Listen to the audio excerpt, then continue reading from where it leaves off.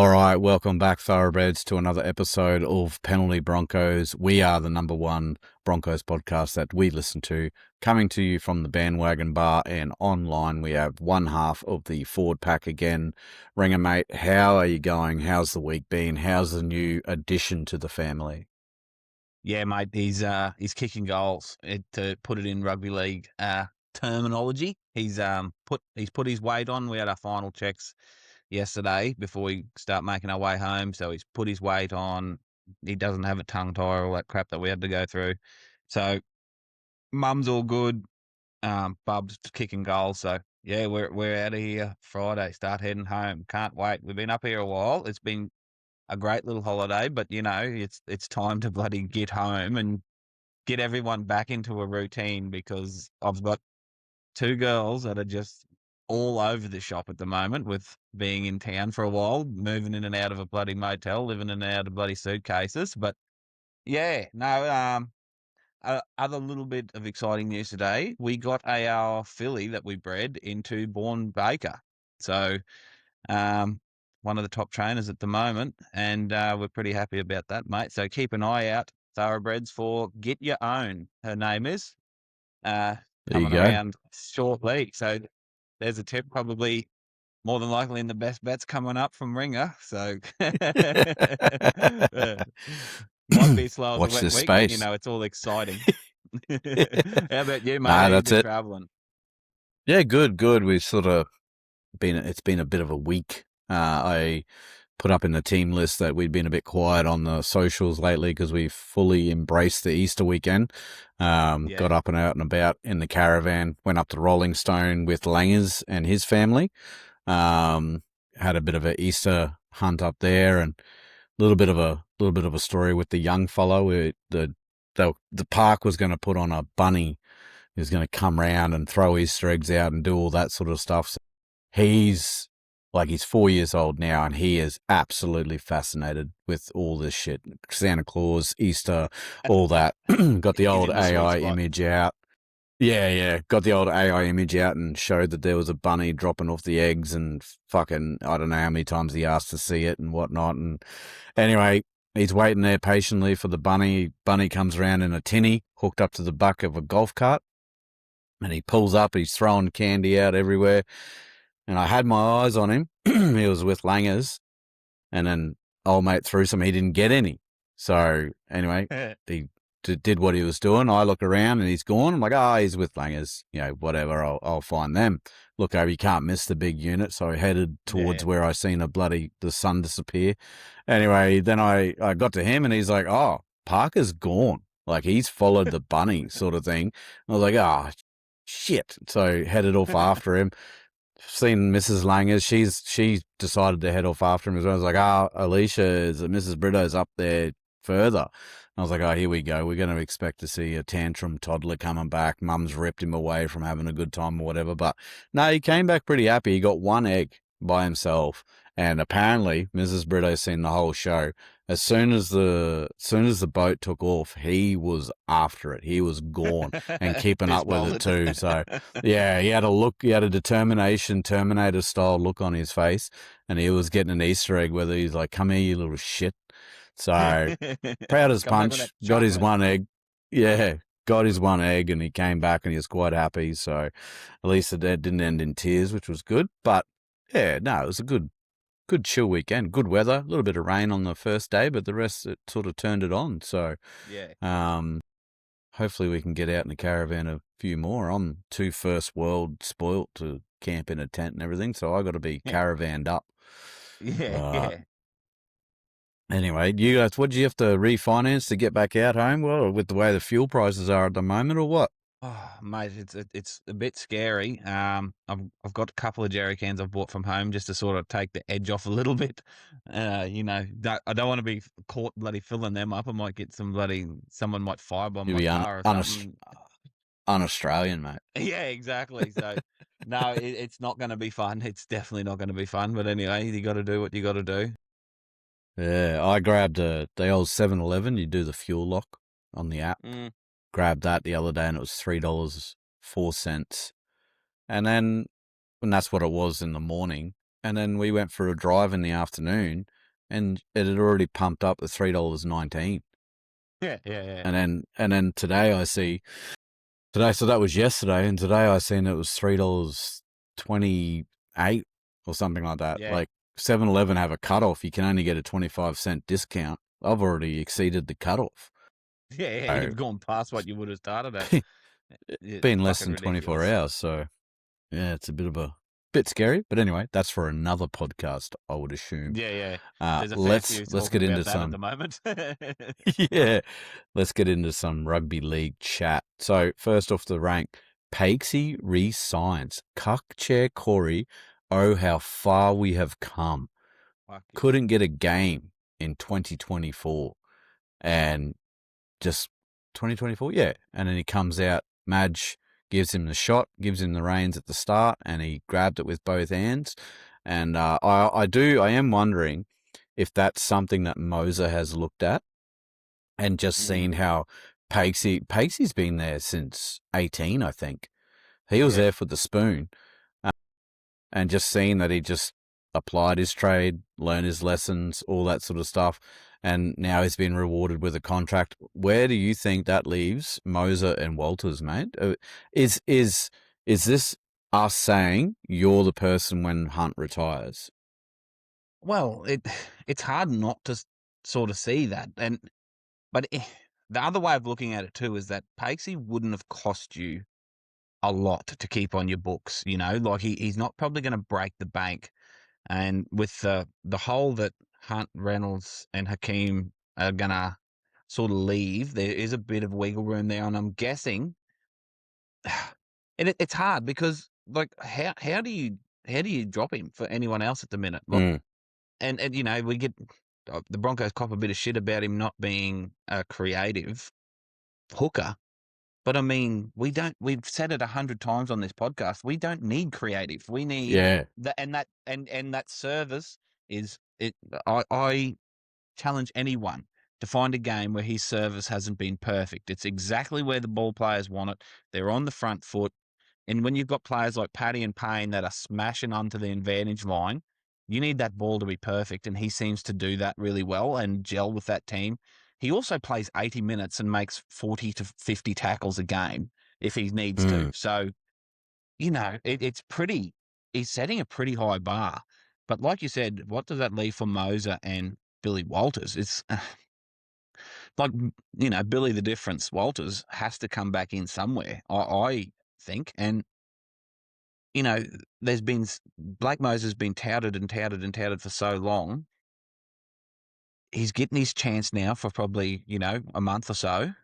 And then, you know, you never know what's going to happen going forward. But, you know, he needs to take that opportunity with both hands and really show that he is our 14 to be that creative, to be that someone that brings that extra bit of oomph into our attack or, you know, because if he doesn't, it's back to that we've got a gluttony of riches in that hooker role, you know, between Hunty Pakes and Billy Walters.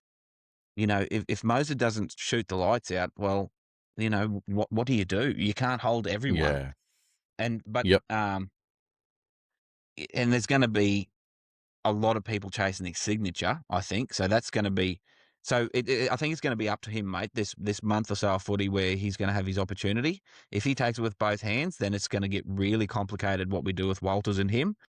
But the re-sign of Pacey gives us so much stability in that starting role that everyone knows who the starting hooker is going to be. We know he can play 80. We know he's going to make 45 to 50 tackles a game. We know the surface is going to be good. So that I like that stability in our team with a team full of crazy superstars that can do some weird shit and fucking make 20 errors a game.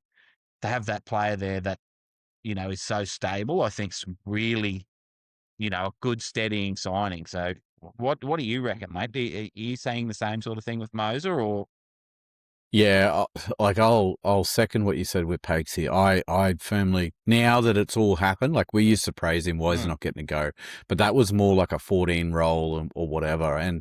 But since then, and obviously there was also questions around Billy. back in the day. Like, is he a Nepo baby and all that sort of stuff? And it's turned out that, both can be true at the same time. We've got a great solid hooker in Pacey, and then we've got the difference sitting in the wings sort of thing, ready to come on and fill in any role really if injuries Yes. happen. With Moser, it is like this could be a dress rehearsal for him to sign somewhere else as well. Like, that's how I'm looking at it.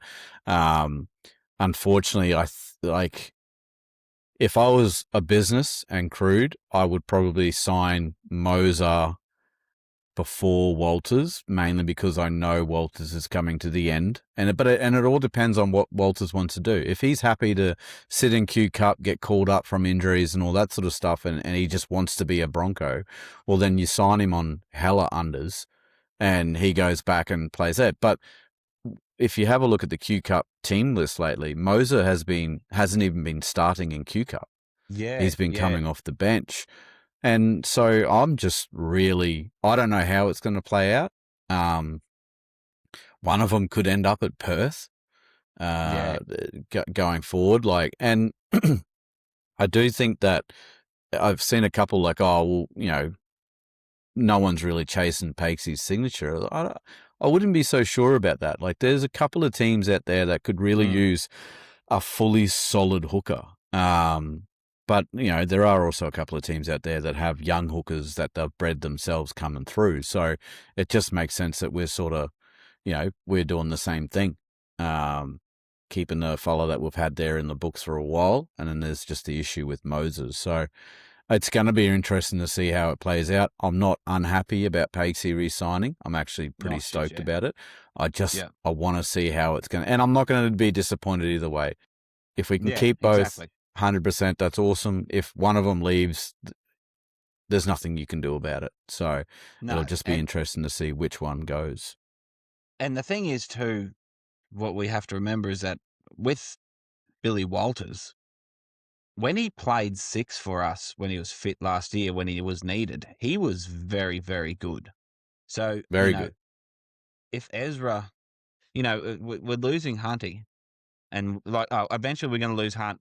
However, his body holds up for the rest of this year. He sort of wants to play next year. Renault's retiring. You've got Tom Duffy coming up and Ezra. If there is a chink in that armor somewhere, there's Billy Walters could add that stability back into like a 6 role. He's been around the game a hell of a long time now. And when he did come on in that 2025 season and play a bit of 6, he was, he got coined the difference. He went from Nepo baby to the difference. Yep. And we were his harshest critics for a long time about doing silly shit in a team full of people doing silly shit. And then when he reined that back in, he ended up being probably, he was one of our best for a long time, and it really hurt us when we lost him. So, that's the other sort of dynamic there with 2 aging halves that we have at the moment. Like, you got to fill that gap somewhere, don't you? Yeah, that's it. And I mean, iron sharpens iron as well. Like, if you've got Billy sitting there and Ezra knows that he can't get comfy, and we've got a coach like Madge who isn't afraid to drop anyone. And we'll get to somebody else who might be a bit nervous lately as we go through the gameplay. But I'm glad that you said about Ben playing next year, because that's the next point. Ben's injury. Now, MCL out for quite a few rounds. I wonder, and I'm hoping this isn't the case, but I do wonder if it's in the back of his head. Like, you're old, you're coming to the end of your career, you've just done this injury. He played on. I can't believe he stayed on the field with that injury. Yeah. I know they strapped it up. I'm sure they might have needled it or something, or a couple of painkillers, whatever, but that ain't going to do it. And he was kicking, he was tackling, he was running the ball, he was doing everything that you expect. Like, I think he hit it that well that even the Titans didn't know that he was injured. No, exactly. And like, that's got to do some sort of damage, yeah? Like, if you're going to keep playing full speed on an injury like that. So I do wonder if this is it. This is cash. The chips are all in. This is the year we're going to try and go back to back. He's going to try and help us to get there as best as he can, and then he's just going to sail off into the sunset. I do wonder if the whole, no, I'll go to the next year is just to keep the media guessing and not make it about him, considering that it's Renault's last year as well, and that's been very open. So yeah, it's going to be very and it'll keep the media off as well, because if we lose Haas, Renault, and Hunt in 1 year, the media is going to have an absolute fucking breakfast fucking Yeah. buffet and dine out on the vacuum that's going to create. So, what are your thoughts, mate? Yeah, it is valid. It's valid that, we put ourselves in this situation, but we're holding the trophy because of Yeah, those players too. So it's like, yeah, and like Payne's been agitating for a long time, and as much as that hurt, it was sort of inevitable that something was going to happen. Like if yep, R360 was going ahead, he'd be there probably next year anyway. yeah, So, we sort of had to come to terms with that. But yeah, but Hunty, it, it's not soft tissue, which, you look at physio, mm, NRL physio, and that the older players that get soft tissue, like Renault seems to be doing, that's very concerning. But yeah, like he's getting up there, mate, and a knee issue, an MCL too, where, you've got to come back. It's still going to be in pain. Yeah, so I don't know. And like, we've just talked about Moser and Walters are sitting there. So yeah, like, you can't even really make a case for him. Oh, well, we'll just nurse him through and play him at 14. Like, the only other option is if he wants to be part of the club, and like we probably should honour that if he does. 6-man bench, mate.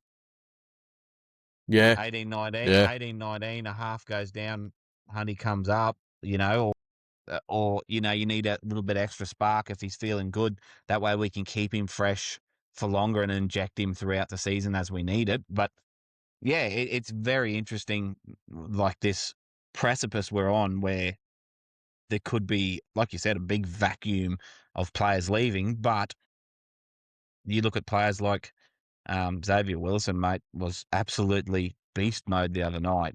So, Yeah. you're starting to feel a little bit, you're never going to replace Payne Haas. That's just, you got to come to grips with that. But I mean, Jesus, Xavier's doing some good things. He's not a Nakira bad and Ricky backup, are eh? killing it. Oh, Jesus, he's so Mm, good. And, Ben Tolte doing great things. So, I don't think it's as terrible. The big key is Duffy and Moser. If we can get Duffy and yeah, Moser to be playing, Duffy just needs to be getting us around the park, kicking well. We got Ezra that we seen the other night. Just if he can get some space and turn it on, it's shut the gate.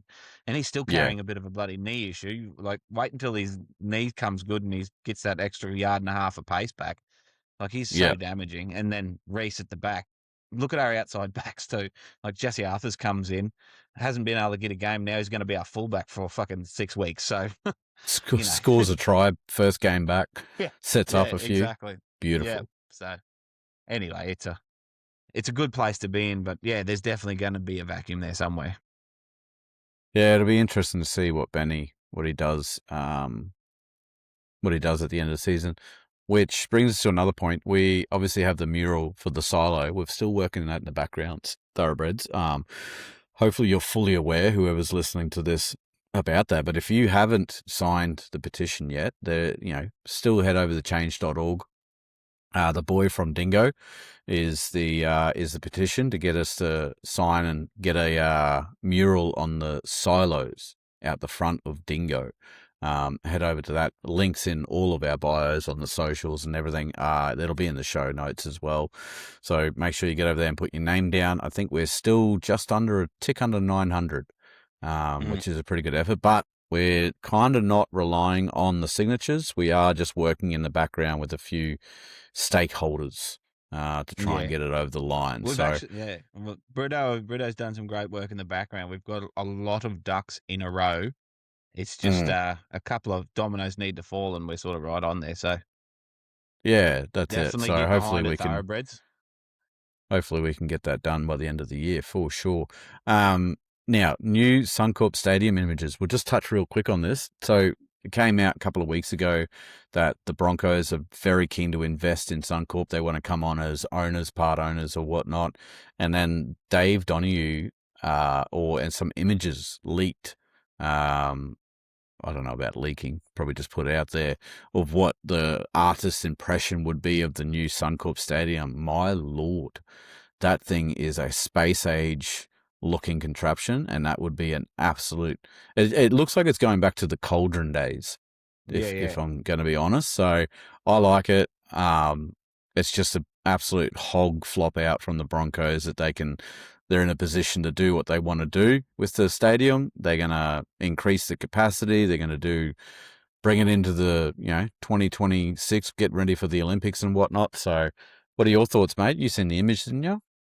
Yeah, it's sexy as I think we can all Yeah. agree. If anything like that, and we were talking about it as we were murdering a golf course the other day about like the precinct is the sales pitch, isn't it? Like Oh if you yeah. put an like it's already the best rugby league stadium in the world.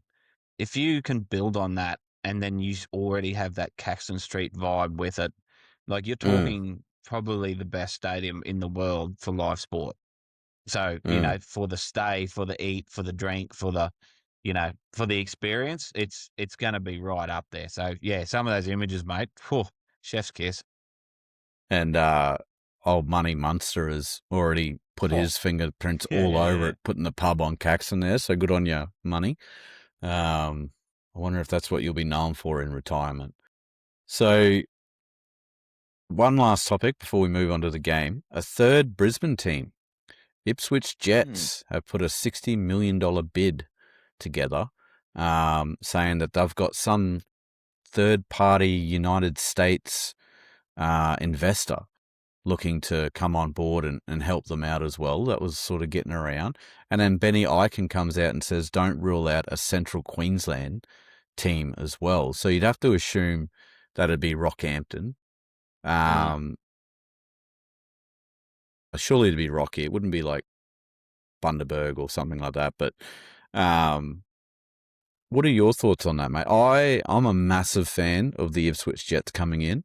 Um, Massive supporter base. That would really ignite that Dolphins, Gold Coast, Broncos, Ipswich Yeah. Jets rivalry sort of thing in there. I love it. There is a few shouting out there that they want the South Island of New Zealand to get a Hmm. team, and they should be the 20th team. There is a lot of work from what I've heard happening in the background over there to get a bid together and ready to go.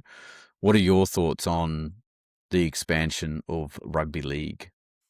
Well, the one that makes the most sense is definitely Ipswich, Mm, Like West Brisbane, whatever you want to call them, because yep. you've got your Clydesdales at Toowoomba, Ipswich, all the Q Cup sort of stuff that you could put around that team, and it's already it's already an established brand, much like the Dolphins. Yeah. Yep. To make sense, like for the team to make sense, that is the one that makes the most sense because it would Yep. take fuck all infrastructure, like upgrading their stadium. They play at Suncorp anyway, mainly, you would imagine. You'd Um, think so.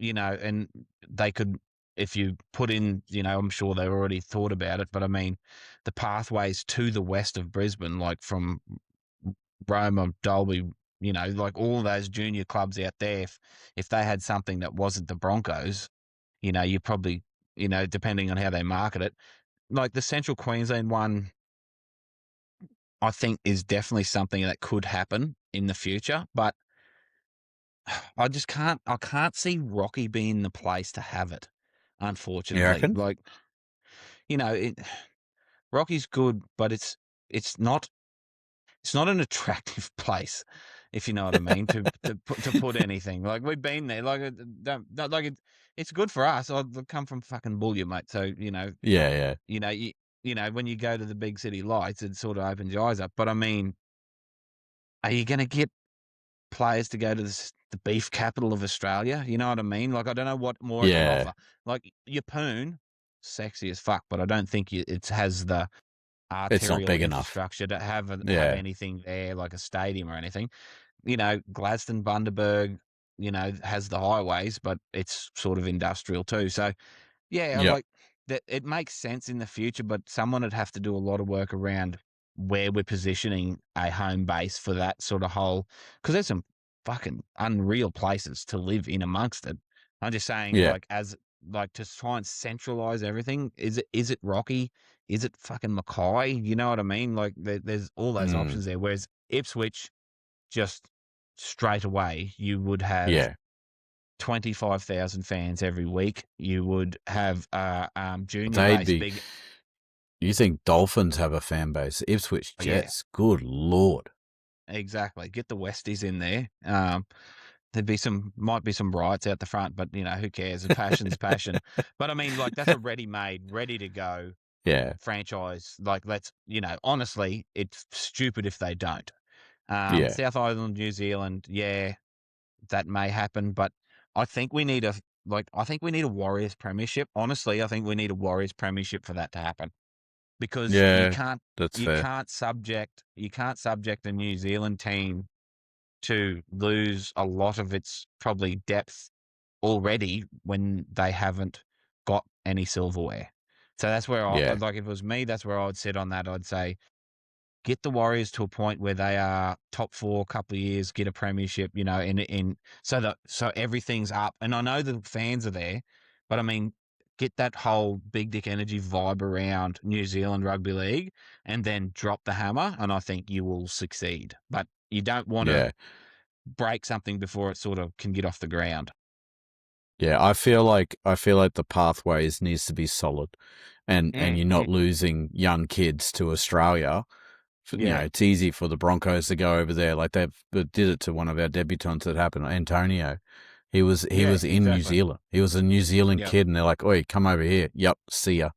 Like that needs to not That's the happen. issue The they Warriors miss. need to Yeah, be like, "No, you stay here, and you get." Yep, okay, no worries, I'll do that. Righto, now we can look at a second team sort of thing. yeah, So which is like, unfortunately, that's a more socio-economic for the country sort of issue that yeah, true. the team would have. Like trying to stop that immigration, because clubs just offer, come to Sydney, come to Brisbane, come to Melbourne, come to Australia, bring your family. And a lot of young kids can't say no to that. So Yeah, I think yep, that's where that sort of bid falls down. Whereas, yeah, honestly, mate, if yep, if it's not Ipswich, it's not smart footy, to be honest. yeah, yeah. And I'm not that brings your contra. you know that brings your they talk about conferences, Yeah, if they're going to do yes. conferences in the It's about to NRL. say that.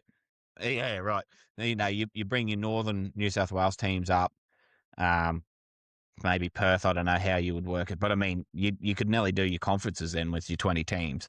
Everyone plays Yeah, everyone once, and then everyone in the conference plays each other a couple of times, and then that's how you get your finals.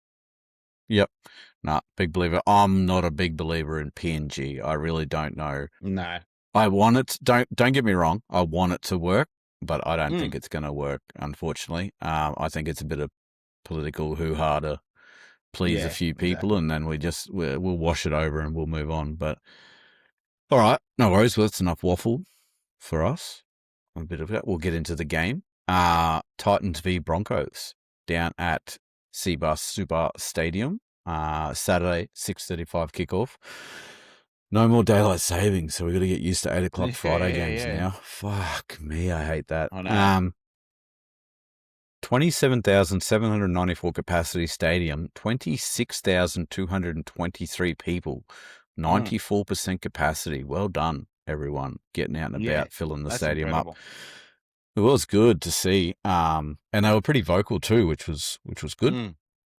Mm. Um, First half, 6-8 by way of Broncos go into the sheds with a 2-point lead.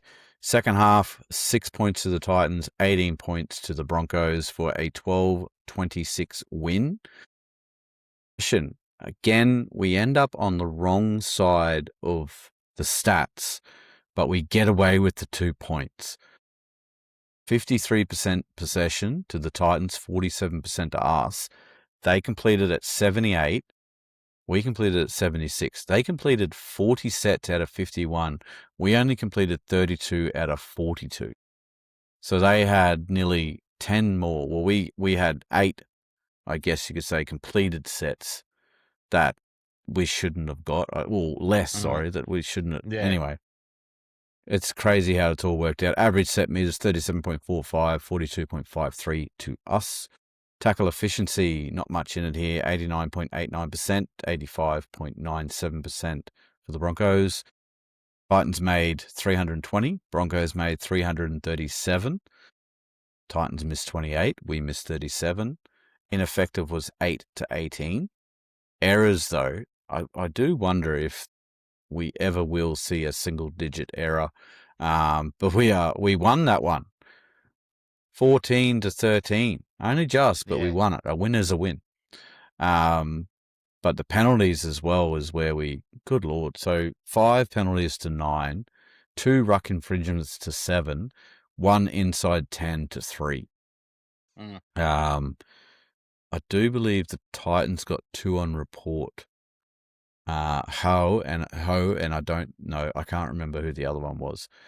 No sin bins. Kick defusal, 36% from the Titans, which is disgusting, and 75% for the Broncos. Offloads was 11 to 6. Play the ball speed was 3.54 seconds to 3.41. And once again, we only used 7 interchanges. Seems to be the way that Madge... I think Madge put a bit of confidence in Pakes the other day too when he left him on there for 80 and showed that he can do it. So anyway, it always seems to be the way with Madge. He loves leaving that other one just out there. So we'll get into the line by line. Jared Sutton was our referee. First half, we kicked off. Broncos kicked off. Just at the start there, Titans start off with fight. Now, what we're about to talk about, the entire game is underlined with the Titans seem to love to grab teams and just drag them down into the mud and play shithouse footy and make you play shithouse footy as well. And like, it was pretty bad the other day when I think it was the Dolphins. It's a game, Sunday 6:30 game. It's a shit time slot. They put the Dolphins and the Titans on, and it was just 6 again, bell, and drop ball. And that's the entire game. Absolute poo sling. And it looked like we were going to start off with this one. So they start with a line break and an error. So just full Titan straight away in the first set. Keeney puts Firma through for a line break. Tino on the very next run, whacked by Piakura, and he drops the ball. And interesting note as well, when Firma made that break, we know Payne's got a really good tackle efficiency. He was the reason that Firma didn't get away. Payne sort of grabbed him, kept up with him, and then brought him down. So big effort from the big man straight away. But we're in the 0 minute, and we've seen a line break from the Titans and a drop ball. So pretty much how the game went. And just to add that before we get into the game, and what you said is perfect, is like when a team's going to figure out that getting down in the mud with the Titans is like wrestling a pig, when are you going to figure out that the pig fucking likes it? Like, they want you to do that. Yeah. Yeah, exactly. I tell you what, they got to be frustrated though, poor old Titans fans. Like, you see some of the brilliance that they do come up with, and they could have really capitalized in this game and got 2 points, I feel. Yeah. And they just refuse to. Refuse to go up for a catch, refuse to do anything. So anyway, first set, the first set we get, there's a 6 again. Second minute at the end of the repeat set that we got off that 6 again, Reece targets Kinney. He was a bit of a shocker under the high ball the week before. They obviously took note of that. High ball on the short side from 20 metres out, chases his own kick, contests against Kinney and scores. Pretty easy. First go with the ball, bang, bang. Game 100 for Reece. Stats during the week showing that he has had more try involvements in his first 100 games than anyone else in the NRL era. And we're talking Billy Slaters, the Cameron Smiths, some elite company there for that. So first time with the ball, first attacking set, first points. Renault converts, score 0-6. Mate, thoughts straight out the gate. What are you doing? We're in the 3rd minute and watching Renault set up for a kick. This is typical Broncos Titans that every time we seem to play them, this sort of shit happens. It looks like, okay, this is going to be a fucking easy watch here. We'll get out to a 20-point lead. We'll put the afterburners on and we're going to pump these losers. So happy for Reese to get a moment like that in his 100th game. Mm. Like, it was almost inevitable that something like that was going to happen for him because, you know, milestone game, Reese Walsh, something had to happen. But for it to happen like that was very, very cool to watch. Sorry, as the whole of Townsville Bike Club seems to ride past me. Sorry, thoroughbreds. But yeah, and then, you know, but it's the same thing. Like you said, the Titans opened up the game with a very easy line break in the first set. But we marched down the field and then scored points straight away. So you feel so confident, but you know how these games goes. We've been in this situation so many times with the fucking Titans where, like you said, it looks good, and next thing the mud gets slung. Then set after points, we go 47 metres downfield, get to our kick, but then we give away a penalty. So give the Titans a bit of a piggyback straight out of their own end. And I watched originally live. We were watching the game from Rolling Stone. We're in a cabin. We've got kids everywhere. We've got adults and everything. So it wasn't the best for concentrating. It was just good for having a yarn and looking up and seeing what's going on. And like, just roller coaster of emotions. Because we scored, then we look up, we're giving away a penalty, can't hear the commentators, so we don't know what's really going on. So I rewatched the game today, just before we came on here, and like that was like, I knew what was happening, I knew the score, and I'm just like, really? Like, we're just doing dumb stuff that the Titans just want us to do. Then they get a 6 again on their repeat, on their fresh set, but then a fumble at the end that set us for us to get it back. So it's just frustrating footy, and I feel like it definitely rubs on the opposition. So I don't think I'll be going any Titans game for the overs again this season. No, and until you'll do that all year, and then one game they'll put it all together, and pump a really good team by like 40. Yeah. You know, that's the most frustrating thing about them, is that, you know, some good team's going to get pumped by them this year. You're just glad it's not you at the start. Yeah. AJ Brimson scores a hat trick or something like that. Yeah, just exactly. annihilates them. Yeah. In the 7th minute, penalty for us, high shot on Katoni.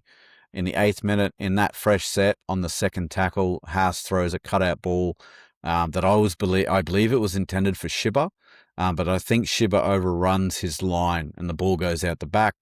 Little bit of a Shibba regathers the ball, but the tackle from Jojo forces it loose for a handover.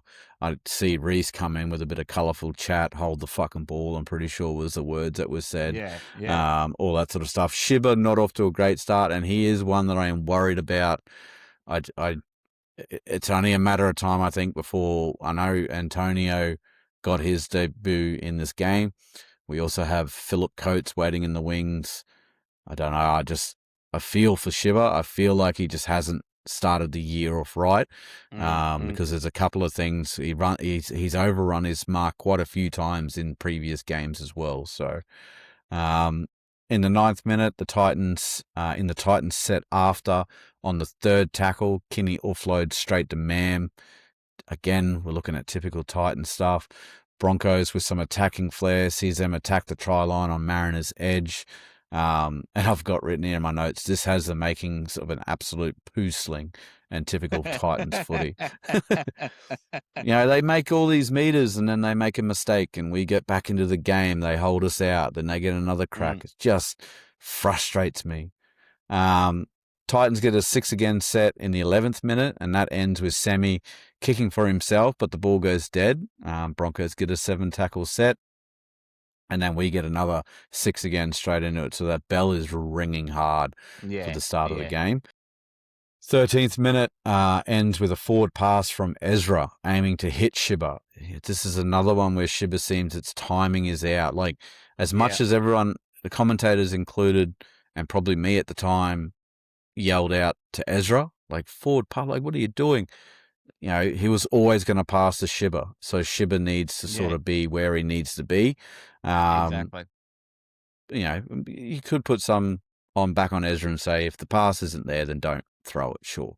But, you know, at the end of the day, they're running a play Split that you've run second. 100 times. Yeah, yeah. Yeah, So, Higgy stat, completion rate, 57% to the Titans, 75% to the Broncos.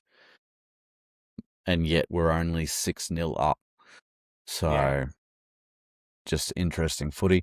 14th minute, the Titans roll downfield, and the set ends with Hull. What's his first name? I am going to get up here, meaning to look at Aramo his or Aram or some bloody thing. It's a funny name. Arama. Yeah, Arama Arama Hull. Hal. Got him in my super coach. Great little pickup that I Yeah, what a started with. pickup. Yeah, I had him. Someone mentioned him. I needed a cheapie for my super coach in that spot, and he's starting this week in my super Yeah, coach. So, exactly. You're killing uh, it.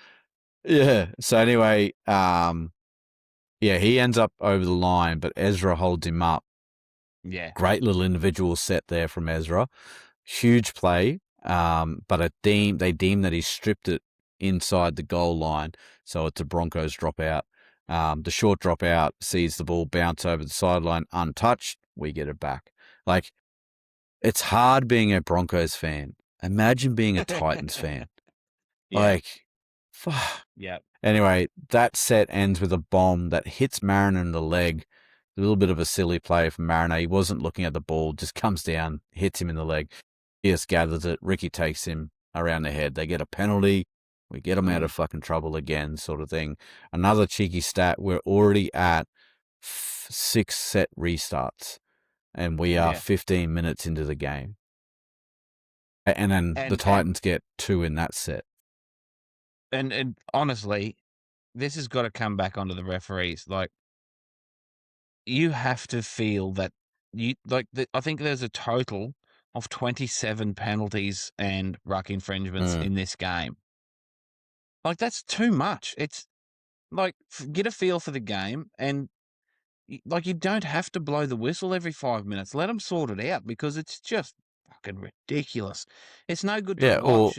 It doesn't let the yeah, players sort it out. And there's ones there that are like obvious and glaring, and we all understand that. But the ones where it's like 50-50, when you're already up to this many in this shorter period, you might go, I might just let them run it out for a bit, and then the fatigue's going to catch them up anyway, and then we're going to get a bit more of a flow in this game. But it just kept stopping and stopping. Oh, it was yeah. ridiculous. Or send someone to the bin. Fuck Exactly. me. Yeah. Finish Like, it. yeah. And anyway, we'll end up getting someone in the bin. But 18th minute, man with the great trap to defuse a grubber. Reese attempts a 40-20 in the next set, but the bounce doesn't help. Titans feel with a little bit of momentum at this point. They just seem to be the ones always on the attack, while we're sort of just batting them back and getting out of our end. 19th minute, Fermor crashes over. It gets awarded as a try, but Sutton does say there is contact before Mariner could catch the ball. Now, this was a wild turn, though. Reese is pinged for an escort Mm. on this one. So it is a no try, but it's a penalty sort of thing, and they get it again. Now, and again, I'm probably the dinosaur in the room. Reese does not change his line. I don't believe he also changes his speed. He just runs in the one direction. Mm. Unless I interpreted the new rules, I still thought that that's okay. You can still just hold your line and do what you need to do to go through. Plus, Tino still hits Mariner early, even though he's Yeah, interrupted by exactly. Reese. Yeah. Well, I Yeah. don't. Anyway, it should have just no try, move on. We play the ball or something like that. Thoughts on that situation, mate? Do you remember that one? Yeah. It's the same thing. I find it odd that we come down to nitty-gritty shit like this when Reece got taken out in the air twice a couple of games ago and nothing was said Yeah. about it. And then and like you said, he didn't run into Tino like that. He was running back towards the ball. Yes, he was shielding. 100% he was shielding, and that is allowed in the game. And like you said, Tino got around him anyway and still got to Mariner first. So, and they, same thing, they took like 5 minutes Oh, to look at it. forever. And it's like, Yeah. in the first replay, you seen Tino hit his arm before the ball Mm. got there. So you're like, okay, so that's a penalty. What happened before that?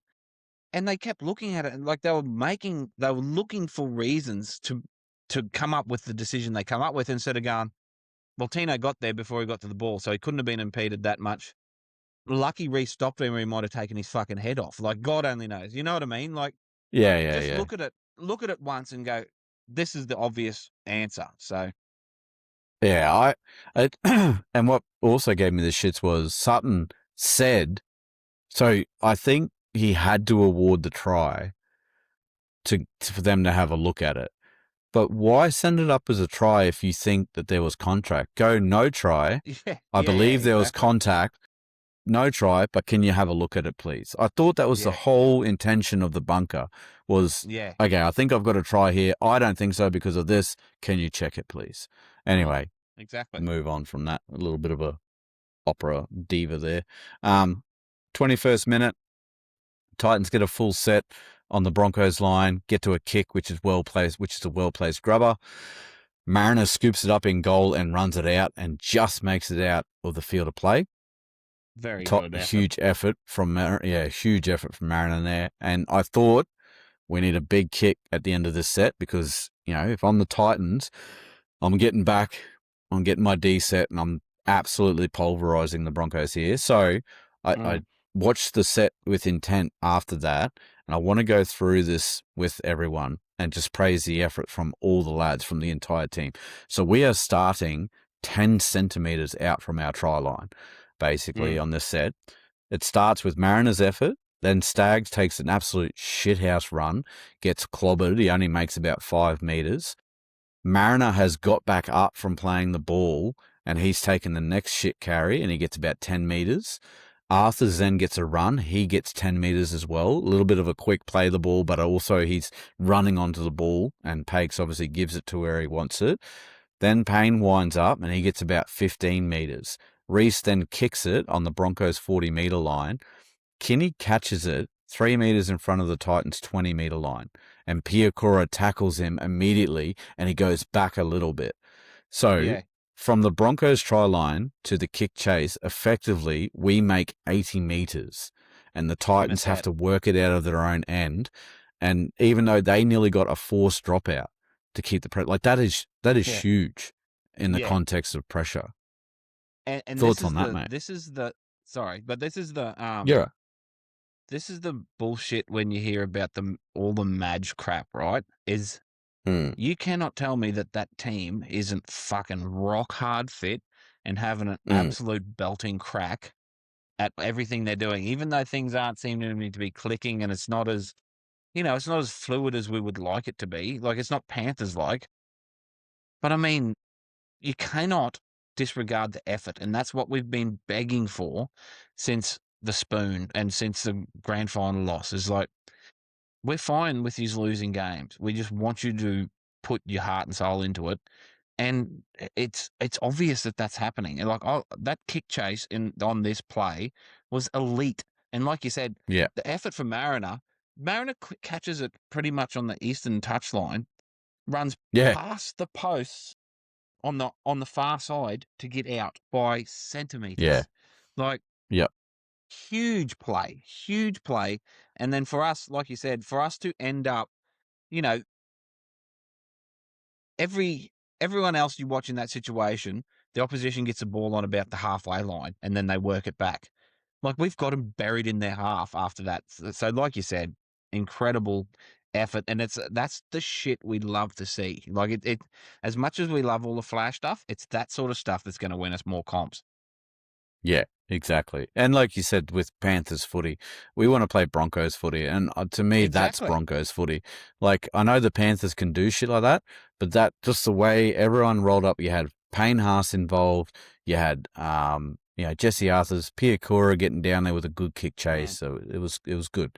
Huge. Then we get a cheeky stat come up on the screen. Possession, 57% to the Titans, 43% to us. Territory, though, is huge. 70% to the Titans, 30% to us.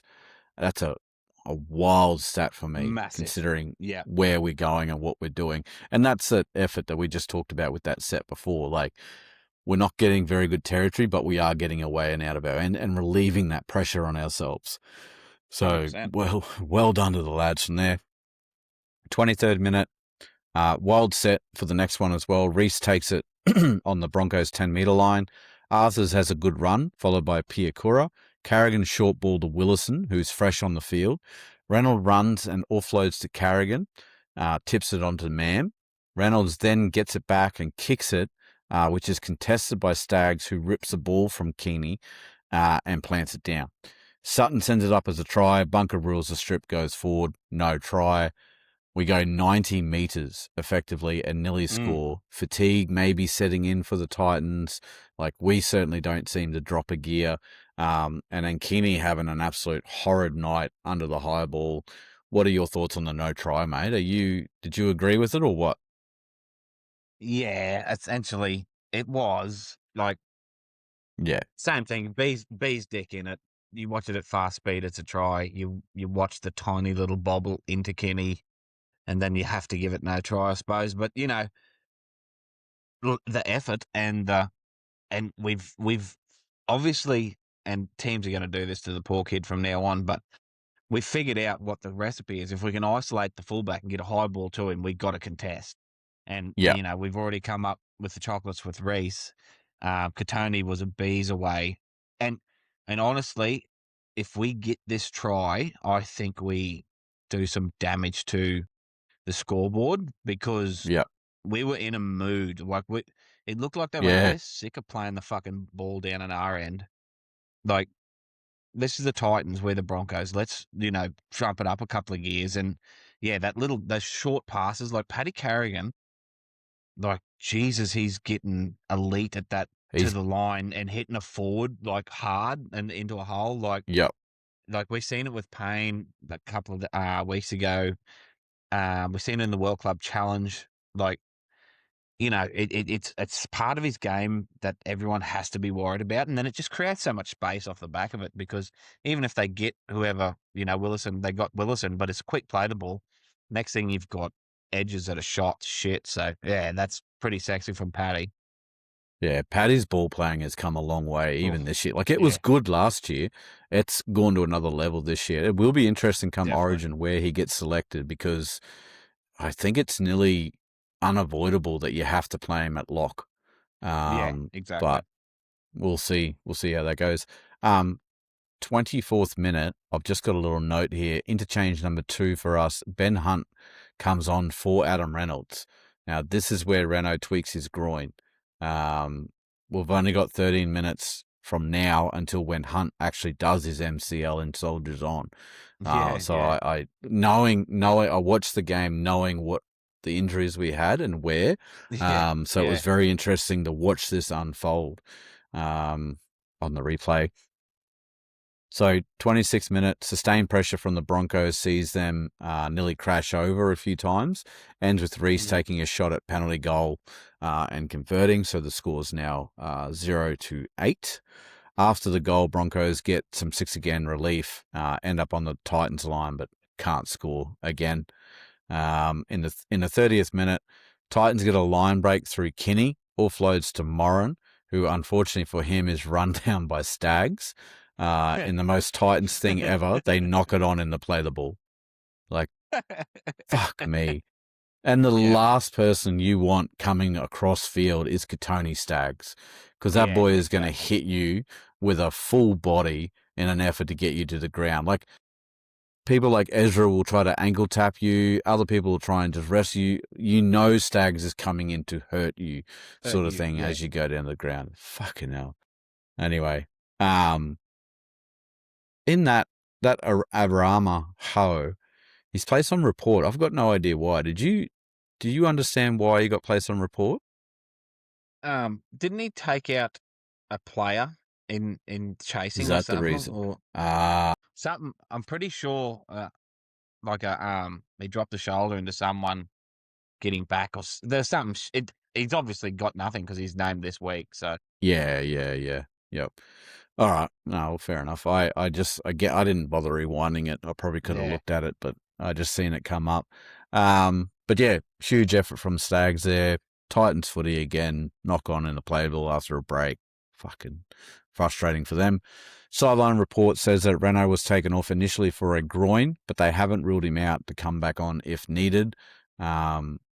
Wild that his injury trumped Hunt's injury, as in mm, he obviously came off in the sheds, knew what he had done. They strapped it up, unless he didn't tell them. But, yeah. And he stayed on the bench for the rest of the game, but they let Hunt play for the rest of the yeah. game. So, crazy sort of stuff Hunty was there. fucking hiding that shit.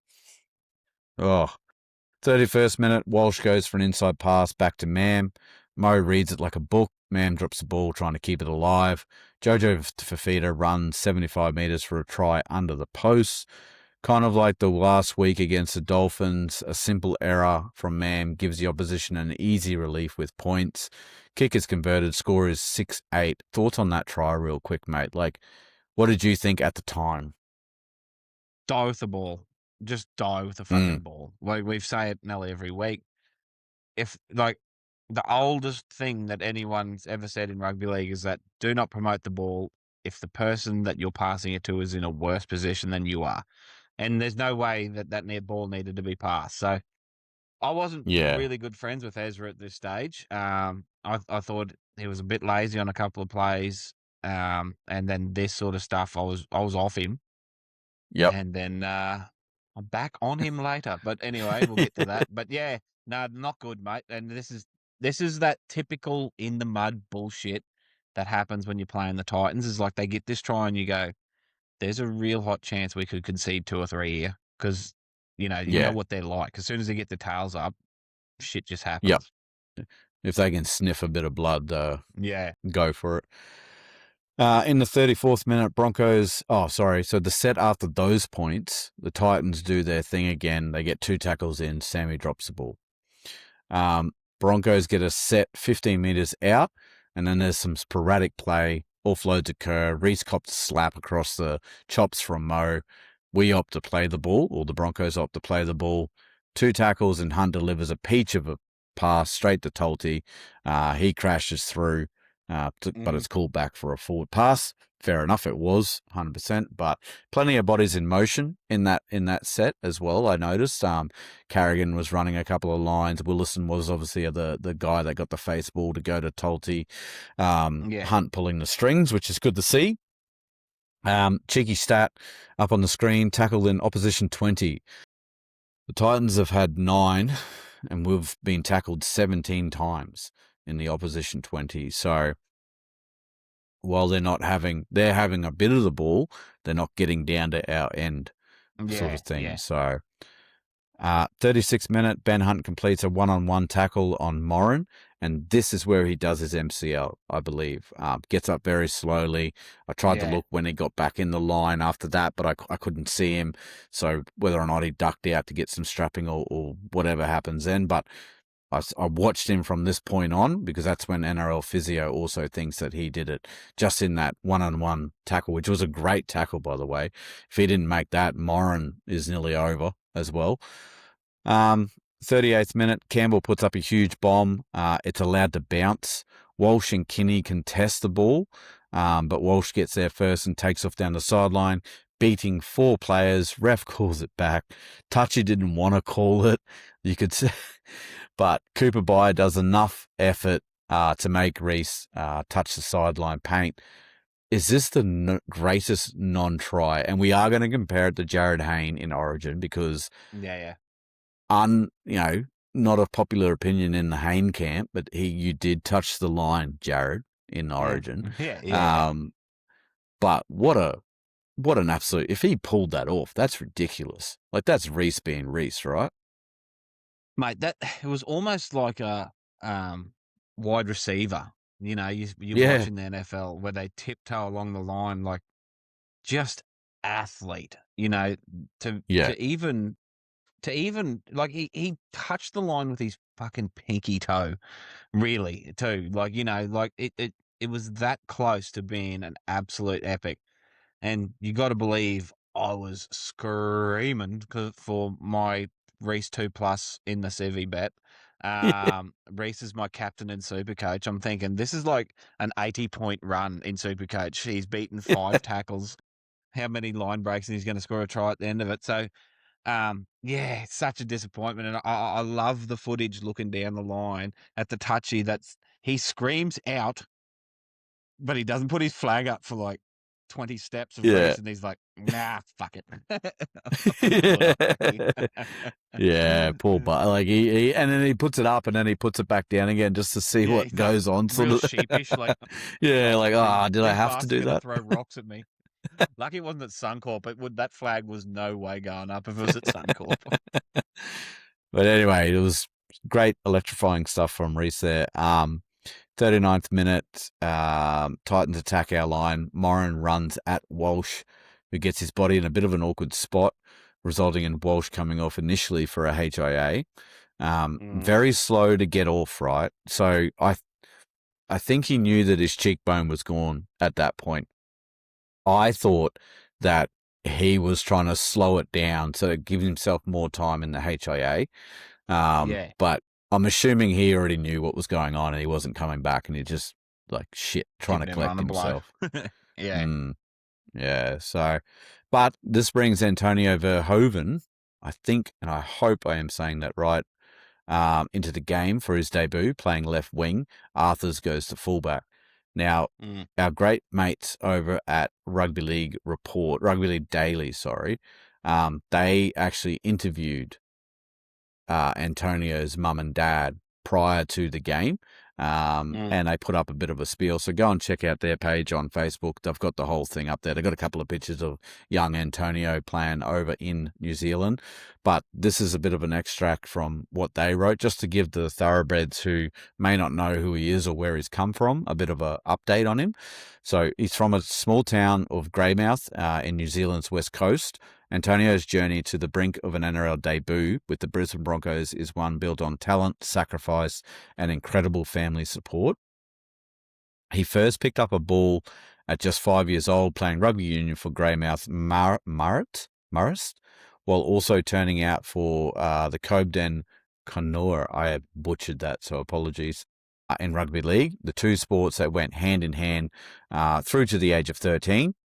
His talent wasn't limited to the footy field, however. Selected for the New Zealand under-15 basketball squads. Antonio stepped away from both rugby league codes for 2 years to chase basketball. He's 6'6", so he's not short by any means. In 2023, he moved to Christchurch to attend St. Bede's College, focusing on basketball, where he earned Canterbury honours, under-17 selection and MVP of the year. Despite this, he stayed connected to his roots, continuing to represent the West Coast in rugby league at under-16 and under-18 levels. He also represented the South Island Scorpions at the same level, where he went on tour to Rotorua. After trialling for St. Bede's Sevens side, Antonio travelled to Tauranga for the Condor Sevens Secondary Schools tournament. So I'm guessing that's something like our confraternity would be the equivalent for that. Where the Brisbane Broncos scouts spotted him. Antonio chose to finish school first before coming over to Australia. With the decision supported by the Broncos, he remained at St. Bede's through to 2024, balancing first rugby, basketball and rugby league commitments while already signed through to 2026. In November of 2024, he made the move to Brisbane, joining the Broncos Academy for the 2025 preseason while studying at Palm Beach Currumbin State High School. So they must have wanted him immediately in 2024, but he wanted to see the year out. So good on him for doing that. And good on the Broncos for supporting that as well. So yeah, he made the move. Palm Beach Currumbin State High School, played for the Burleigh Bears in the Malmaninga Cup. Was part of the premiership winning side and was named MVP. He also featured in the Alan Langer Trophy, finishing runners-up before earning selection for Queensland under-19s. He later represented Queensland in the Australian secondary schools side as a winger and travelled to Papua New Guinea to take on the Kumals. By the end of 2025, he had graduated and was recognised by receiving the National Honour Craig Weston Medal for his outstanding contribution to rugby league at the school. And Antonio was brought into the Brisbane Broncos NRL preseason squad for 2026, earning a contract extension through to 2028 with a further extension added this year. 3 years for a young kid who is yet to make his debut is a big deal. Not many of them get that sort of opportunity. I think Cooper Byers another one, and there is potentially another one that I've forgotten there. But yeah, he's 6'6", and on his first run carried well in a tackle that included Cooper Byers. So well done, Antonio. Shout out to his mum. She follows us on Facebook. I did want to reach out to her to say congratulations, but thought best just to do it here instead of some random reaching out and just saying congratulations. I didn't know if that'd be weird or not, but yeah, congratulations to Antonio, mate. Well done. Your parents, I can't begin to imagine the sacrifices that they have witnessed you have to go through just to get to that moment. And I'm sure that they are extremely proud. Any chat you want to say on Antonio, mate? Mate, the most impressive thing, and like we've heard his name, right? And as this sort of prodigy coming through, but in no world did I think he was going to debut before Philip Coates, right? Yeah. Yeah. And when you hear that, Yep. when you hear that yarn, if he was still playing 3 different codes in like pretty much his last year of school, you've got to think he's competing with blokes that have been in elite pathways since they're 14. Like he must be one of the most freakishly talented, and he's obviously physically gifted, but that And I'm serious, like dedicated. and dedicated. If for him not to be in, like, I don't know what sort of footy he was in over there, but you can guarantee it's not like Harold Matts and stuff that he would Yeah. have been playing over here for all those formative years. Like he was still playing basketball and union and league over there before he come back, and then next thing he's jumped about 4 different players to get to a debut for the Broncos. So kid has got some absolute tickets on him, I'd imagine, and well given. And he's very, and I know this is a pretty lazy comparison, but I mean, Will Warbrick physique, union style, but big, huge wingers, you know what I mean? That come from the Kiwi sort of wingers. So, it's pretty incredible. I'm very impressed with that little bio there for him to get to where he got to, not being in like elite pathways since he was like a teenager. So, mate, onwards and upwards, and there's obviously going to be more opportunities show themselves for him. So I can't wait to see his development, and the fact that they've signed him for that long, they know something's up. Yeah, that's it. And Kiwis got themselves a pretty good winger by the looks of it in the future. He might be Unfortunately, able to, not with the eligible new for Origin. rules. Oh, with the new rules, he should be, or what? With No, the, because he's too if old, wasn't he? when he come over, yeah, true, Yeah, you still gotta be over here before 13. yeah, But yeah, otherwise he ticks every box at Queensland. yeah, shit. Yeah. And his stats for the game, ended up playing 41 minutes. He had 8 runs for 74 meters with 30 meters post contact, which is fucking amazing for a debutant Yeah, winger that's just been named at 19. 80% tackle efficiency. He had 4 with 1 missed and 0 ineffective. He had an error. He had a handling error, which if he didn't have the handling error, he would have got a try on debut. yeah, yeah, So yeah, solid little hitter. It'd be interesting to see. shit, yeah. 40th minute, so when the siren goes, image still shows Reese hasn't made it to the sheds. And again, like I was thinking, fuck, is he trying to give him a good shout for the HIA or what? But obviously now we know what happened there. First half stats: Titans 6, Broncos 8. God, the Titans just have an ugly way of dragging teams down. Yep, we've talked about that. Huge injuries as well for us at this point, with Renault on the bench and Reese in the HIA. We didn't know about Hunt at this stage, and I'm sure everyone was holding their breath on Payne as well. Not sure how that AC joint was going to hold up. Arthur's being repaid for his patience. Exciting for Verhoeven. This is a game that if the Titans play simple, they could get away with 2 points. Looking for some big minutes from a few lads due to some unexpected interchanges. Thoughts from your end, mate, on the first half of the footy?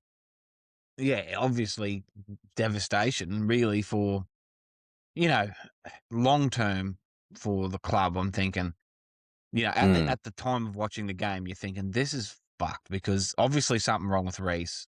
Like, at best, it was a category 1 that he's going to miss next week anyway. So he's going to miss a half a game and a full game next week. So even that was disappointing. Renault being off, and he's like, well, what is it? Is it a calf? Is it a hamstring? Is it a quad? Yeah. There's a multitude of things that could be.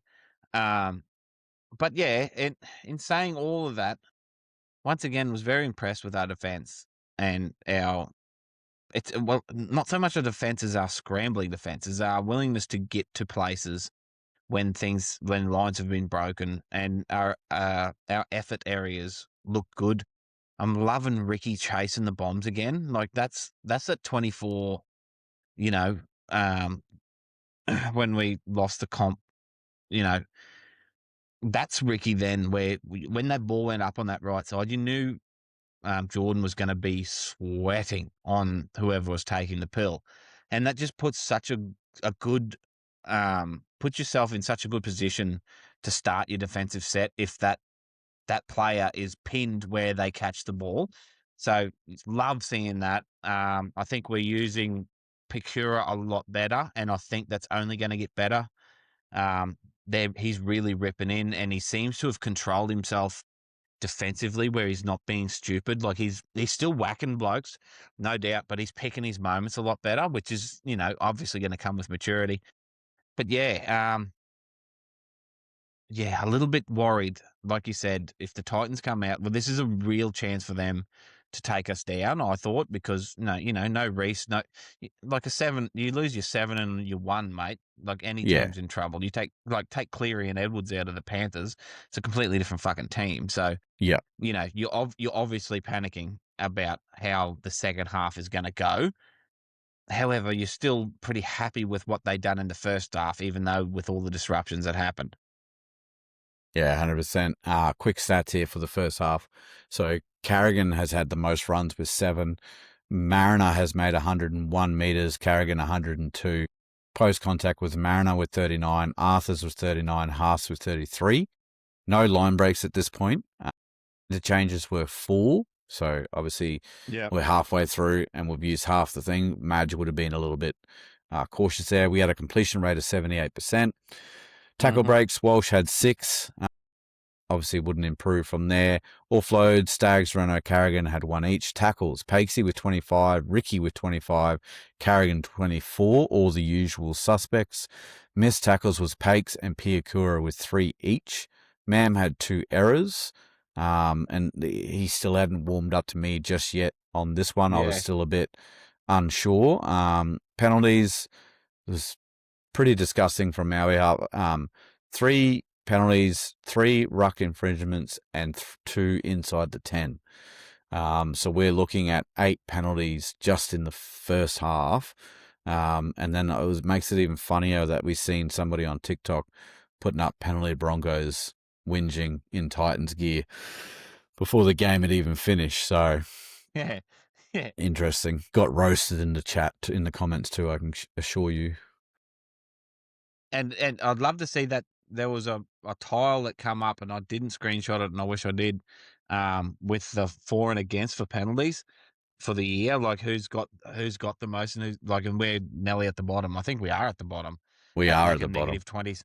we're like at a negative 26 or something, and I think we end up with 19 against us in this thing. So it's like, everyone can shut up about the Broncos get all the fucking help in the world stuff, because we are getting penalised into the oblivion. We're getting pumped. Can't buy a fucking call. Yeah. Anyway, we move on. Second half, Titans kick off. Pretty boring start to the game. Set for a few minutes there. 42nd minute, good set from the Broncos, who gained 61 metres before Ezra puts up a kick. No one contests except Mariner. Bats it back to Staggs. Staggs kicks it back in field. Ezra grabs it, and Willison, who was just doing his job, is all of a sudden looking at a ball floating towards him and open space in front of him, strolls over for a try. Staggs has the kicking duties, but misses it, unfortunately. Score is 6-12. Thoughts on that try, mate? We're 2 minutes in. We haven't done anything flashy. We've just played footy. What are your thoughts? That's the sexiest part of the whole bit, isn't it? Is just Yeah. run hard, tackle hard. Like we run hard into this set. Like we put them on the back foot so much, and like you said, reward for effort. Not so much effort because it's early in the second half, but I mean, you've got to put yourself in those positions, and X did. I'm so shitty I didn't put my anytime. I always put an anytime on X because he's usually paying good and he can find a try line, the big boy. But Yeah. no, happy with it and happy with us settling. Like Ezra could have scored that try. Like Yeah. like Yeah. he was pretty much there, but he done the right thing. I don't know if his footy brain is that smart, that quick, but whether he knew there's no Renault, there's no Walsh, let's improve the position. Not that it fucking mattered, but I mean, it was great, mate. And just what we needed, exactly what we needed at halftime. Yeah. And I bet you imagine that was so happy that's how they responded to the Yep. injuries at halftime. Yeah, that's it. I imagine that the Titans, like, come on, in the sheds, they've lost their 7, they've lost their 1. If we get out here, do what we need to do, we can win this, and then they fucking concede points like that. So the set after points, we make 50 metres. Hunt kicks on the 4th, kick into the corners. Game plan seems to be the limp to the full time, and take it when we can. Crazy that Hunt is still kicking, knowing what we know now. Yes. Is what Exactly. I've written down there. So, boring Tough, footy that for old a bastard. tough, mate. Boy from Dingo. Breed him tough out Boy there. from Dingo. Build him a statue or paint him a mural, one of the two. Yeah, get him a picture. Get him a picture. Boring footy for a bit. Arthur's doing everything right at fullback so far. I wrote that just as, and I had a bit of a heart and mouth moment as well. Campbell kicks it, and it's in goal. Arthur's catches it and then just runs over the sideline. And it took my brain a split second to realize, I caught it in goal. It's a seven tackle set. Yeah. But just even watching it again, you're like, oh, what'd you do? Oh, no, that's right. Yeah, okay. Tulty and Willison at this point are playing in the props. So that was good to see. 48th minute, just as the commentators say, it's no frills football from Brisbane. Pass from Carrigan floats in front of Hunt, who just leaves it because Campbell has rushed up to put pressure on him. Mam scoops that up, races into that gap that Campbell has then left. And Mam back inside the shibber. Thankfully, he didn't overrun his mark, but back inside, Shibber strolls over for a try. Broncos very much just playing simple footy. Titans would be filthy about letting those points in early in the second half. Tony misses another conversion. Score is 6-16. Thoughts on that, mate? Yeah, and once again, it's just taking the opportunities that come to him. And this is where Ezra shines. Like we all know, like the bouncing ball, a little bit of space. And I'm just so happy that he recognised it and just took his opportunity, because when he gets into the backfield, it's all over, because he has got that early spurt of pace to put everyone off guard. And then he just waited for his cavalry to arrive and put Shiver up not under the post enough for Katoni, but put it in a good position and like stroll over. And same thing, like you said, simple footy, just march it upfield and let's have our way with these blokes. But back on the Ezra train straight away. It didn't take long. for us to go, No, yes. no. But it's sort of maybe this is a sort of game that he needed to unlock himself again to Yeah. realize how important his sort of awareness and his ad lib sort of shit is to our team, because there's, you don't want people to second guess themselves. Like, that ball wasn't meant for him, but he got it and just pinned it through this. He knew there was space there because Jaden was there. So he just went and then figured it out afterwards. So that's the sort of player we want in that position. And that hopefully he really regains that, because he could be devastating for us over the next 6 weeks without anyone else around him.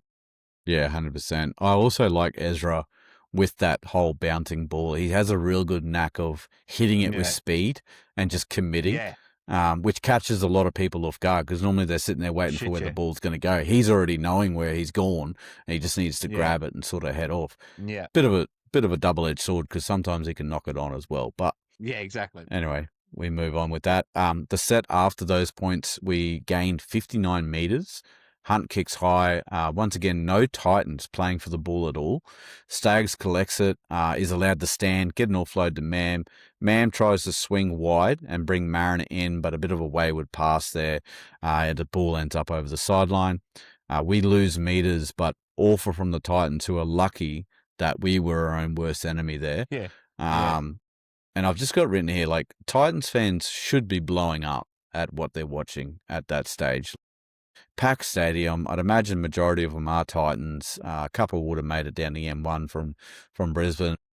Yeah, and our fitness is shining through early, I thought, Yeah, just by the fact of exactly. how hard we were hitting the line coming out of troubles. In the 52nd minute, Titans on the next set threatened down the Broncos' right edge with Brimson. Looking the cross, was ruled forward though. And then, yeah, it doesn't really make it a hard decision for the ref. He kind of reaches out in front of him and they rule it forward. 53rd minute, in what is a 10-point turnaround because Staggs misses another kick. The Broncos start the next set 10 metres out from their own line. Some good runs by Willison and a fresh Payne Haas, who's just come back on, get them to the 50-metre line. Carrigan to Hunt. Hunt holds the ball up and short ball to Staggs, punches through. Staggs goes to the ground. He offloads to an Arthurs, who is wrapping around, and then Arthurs ends up running himself and scores. If I was the Titans player, I forget the name of the guy, and I should have wrote it down, who literally was right there and watched Arthurs just run, not even through him, but with him. Past You'd him. be Yeah. pretty fucking filthy with yourself in the team review during the week. So, but yeah, rain has started to fall as well at this point. Staggs misses a conversion. Hunt would be kicking surely if he wasn't hurt. As well. I don't know who else we would have had. I know Renault's gone, Walsh is gone. So there's our first two. Tony hasn't kicked, like he said in the interview afterwards, for like 2 years. And he's showing a bit of rust there. But the score's 6-20. Thoughts on that? Thoughts on that try? Yeah, well, I'll go back to the other end of the field. I feel for the Titans a little bit in that I don't think it was a forward pass that led to us getting the ball. Okay. Okay. Like, not. Oh, sorry. Let me say that again. I don't think it should have been called a forward pass, because when you slow it down, show it again, it probably was fractionally forward, because, like you said, he had to reach forward for the ball. But I Yep. mean, in play, it looked, it didn't Look, look came forward. out And of you the see hands so many. backwards, sort of thing. But just you see so many bad ones that they don't fucking call, and I thought that was a bit Yeah. Okay. harsh on the Yep. Titans. Hard to argue with the replay, but I mean, whatever.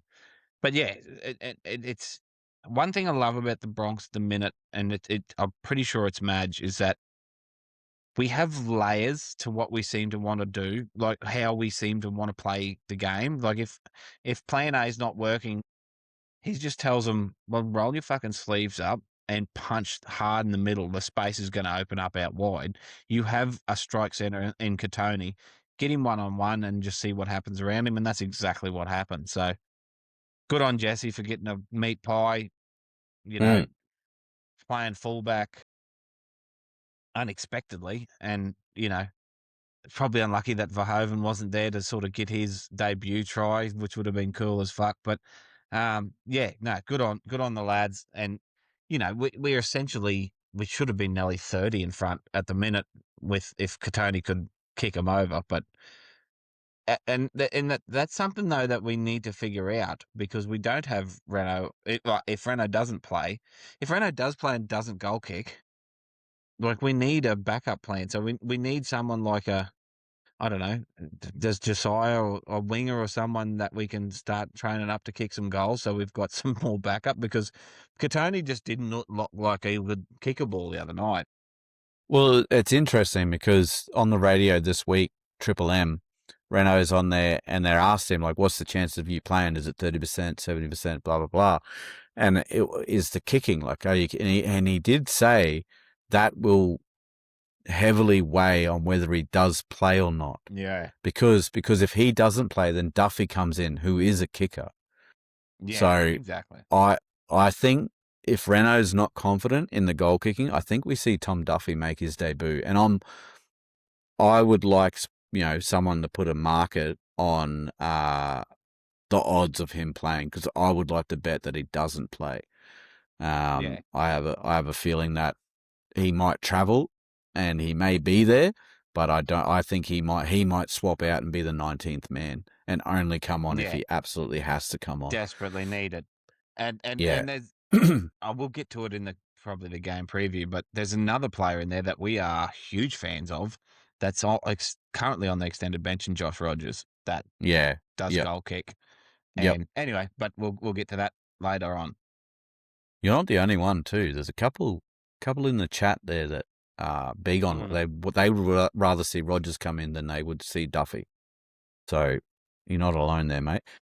The set after points, 53-meter gain. We're just making huge meters, hey. Hunt kicks, Kinney catches it, Staggs takes Kinney over the line, but Sutton rules a penalty for going on with the tackle. Poor call there. I thought he was fucking done. He did not. Ridiculous. He didn't stop. No. Unless you called held as soon as he touched the ground, there's no way in the world that you called held before he went over, sort of thing. Anyway, that was a bit rough, I thought. Titans look dangerous, but just no shots being fired is what I've written here. Like they can skip around, they can do the offloads, they can do the second phase play, but other than that, like we seem to have an answer in defense for everything. Yeah. Ricky doing Ricky things with the kick cleanups again, and Antonio taking some tough carries, which was good to see as well. 58th minute, after a poor attacking set and great defense from the Titans, the Broncos find themselves on their 30-meter line on the 5th. Ben Hunt kicks the ball, which lands on the Titans' 20-meter line. 50-meter kick with a torn MCL ain't nothing to shout about, ain't nothing to be squirmish about. That would have been painful for him. But that's just another moment where we get the pressure off of us with a solid kick and a good team sort of outline and plan, I guess you could say. Cheeky stat, run meters. Titans have run for 202. Broncos have run for 462. We are plus 260 meters on them. Post-contact meters, 61 to the Titans, 139 to the Broncos, which is plus 78. Yeah. Just ridiculous. And Broncos are 8 from 9 so far in this half for completion. Mm-hmm. So just playing simple footy, getting through it, getting out of the shit and getting away with 2 points. 63rd minute, penalty to the Titans for tackling Mam and causing him to be lifted past the horizontal. Shibber takes the first hit up. Howes strips it out 1-on-1. Titans finish the set with an attacking kick with Mariner spilling it and the ball deemed to have travelled forward. Shibber not really feeling it still is what I've written there. I am worried about Shibber. Second year syndrome in your 6th year isn't something that I thought that we were going to be dealing with this year. And we're in round 5 and it doesn't look like he's getting any better. Like I know he's scored a couple of tries because he's basically doing his job backing up, but it's the other things in defense, holding the ball, all that. I'm really, really worried. What are your honest thoughts on Shibber at the moment, mate? Yeah, mate, I'm the same as you. It's the effort and enthusiasm that I'm more worried about than the plays not coming off. Like we know he's like a big physical center and he does take some good carries out of our own end, and he's still doing that. But it's like the defensive stuff that he got pretty much dropped for. That it just seems to be attention to detail and not paying attention and not being enthusiastic. Like the week he got dropped, and coincidentally, it's like Bentio too. But I mean, you could see that it was right. As if we look like we're short, centre winger are going as fucking hard as we can at our man, and we're stopping who we hit. If they go past us, they go past us. We'll hope to have some cover. But yeah, Shibba is just like in the when he's meant to be blocking for Dean, even when Dean's trying to catch a pill, he doesn't seem to be getting to his spots and holding his position. I'm worried too with you that like maybe it's the motivation side that has been holding him back his whole career, and Madge got it out of him for a block of time, and it just can't keep it going. But I Yeah. want him to surprise me. I want him to be just having a lapse, like mentally, and then charging like. Because the other thing everyone's got to remember is that he has been in the wings and the doldrums for years. Last year, he started in first grade, which probably was a surprise to him, played Origin, played for Australia, and won a comp. Maybe he's just mentally drained from all of that emotion and everything come up Shibba last year. So maybe it's just, maybe we get to the Origin period. If he doesn't make the squad, we see him sort of, he just works back into the year and he finishes the year strong. If that's what happens, I'm all for it, and I'll ride or die with him. But I need to. It's just that efforty, motivational looking plays that we need to see more of, I think. Yeah, 100%.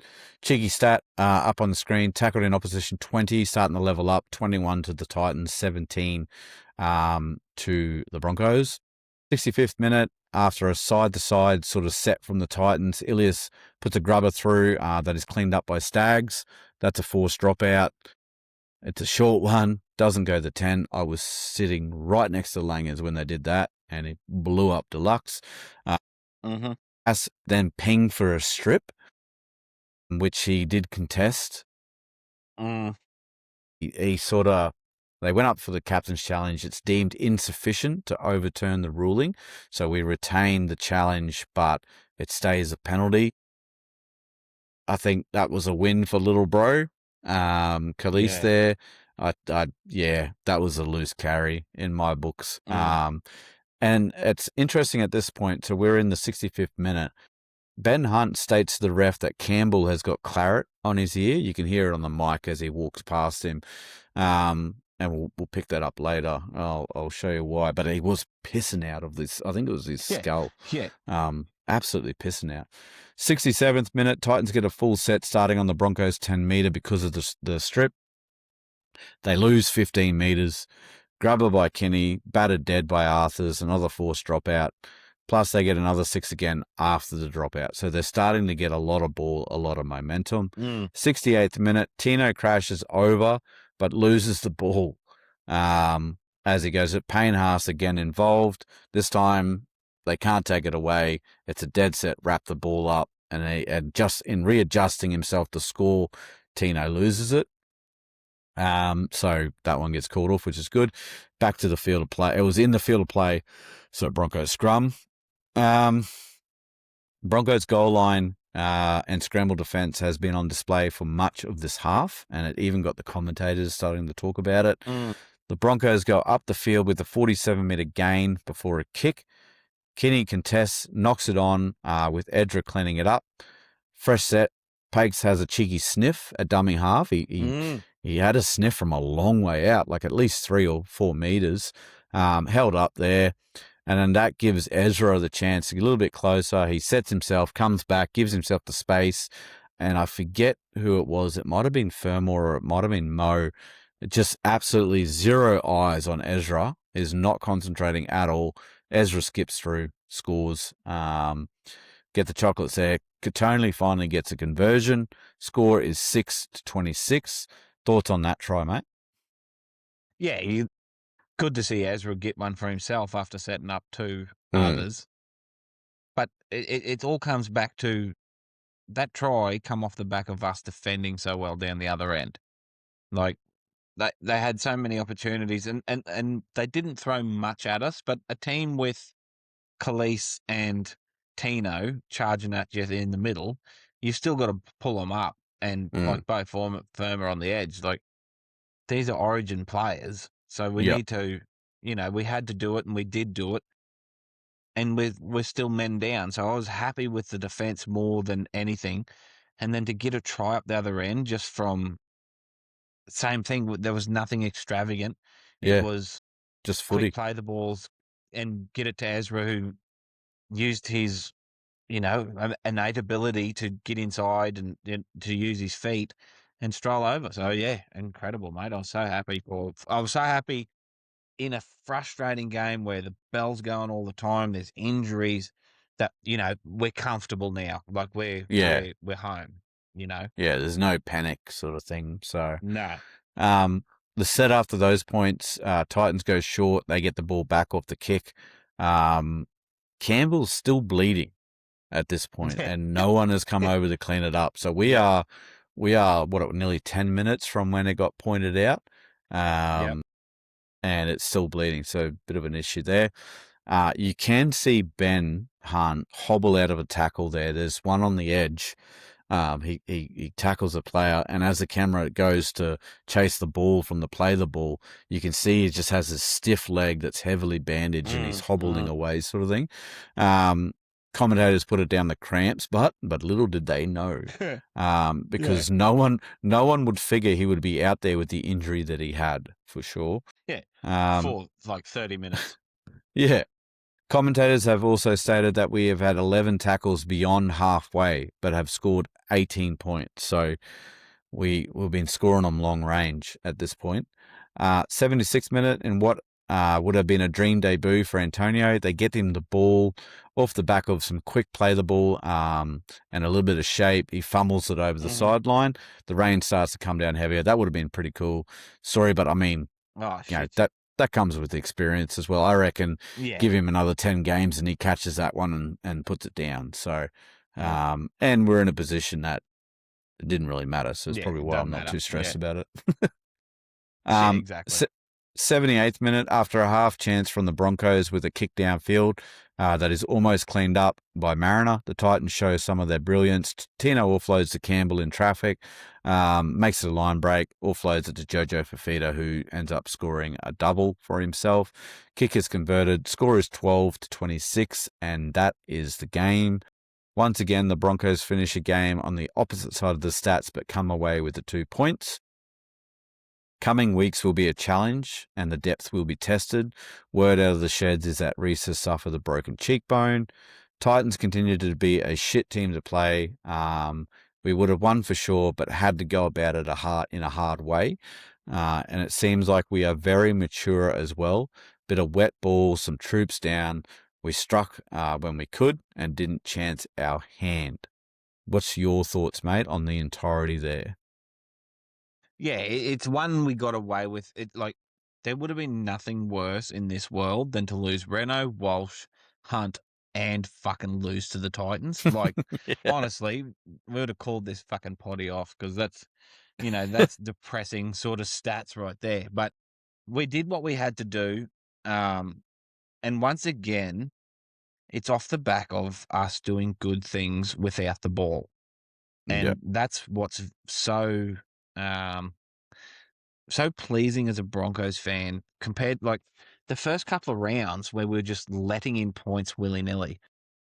But honestly, losing 26-0 to the Panthers at this stage, seeing how they're going, it's like a fucking win. And, almost when you see how fucking terrible everyone else is going against them. But honestly, and I'm liking the way that we have, yeah, what I said before, we have these seem to be layers of game that we can fall into when we need to. So when Reese is there, when we're humming, it's, you know, fuck it footy. Let's get on the front foot. Good luck keeping up with us if you can.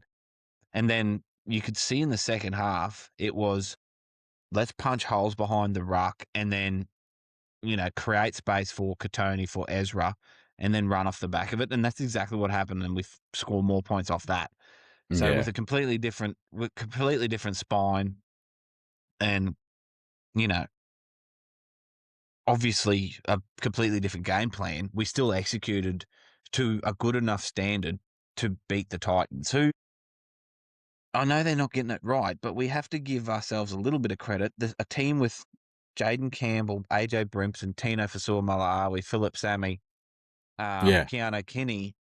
There's enough That's a good gun players in that team, eh? team. Jojo Like Fafita.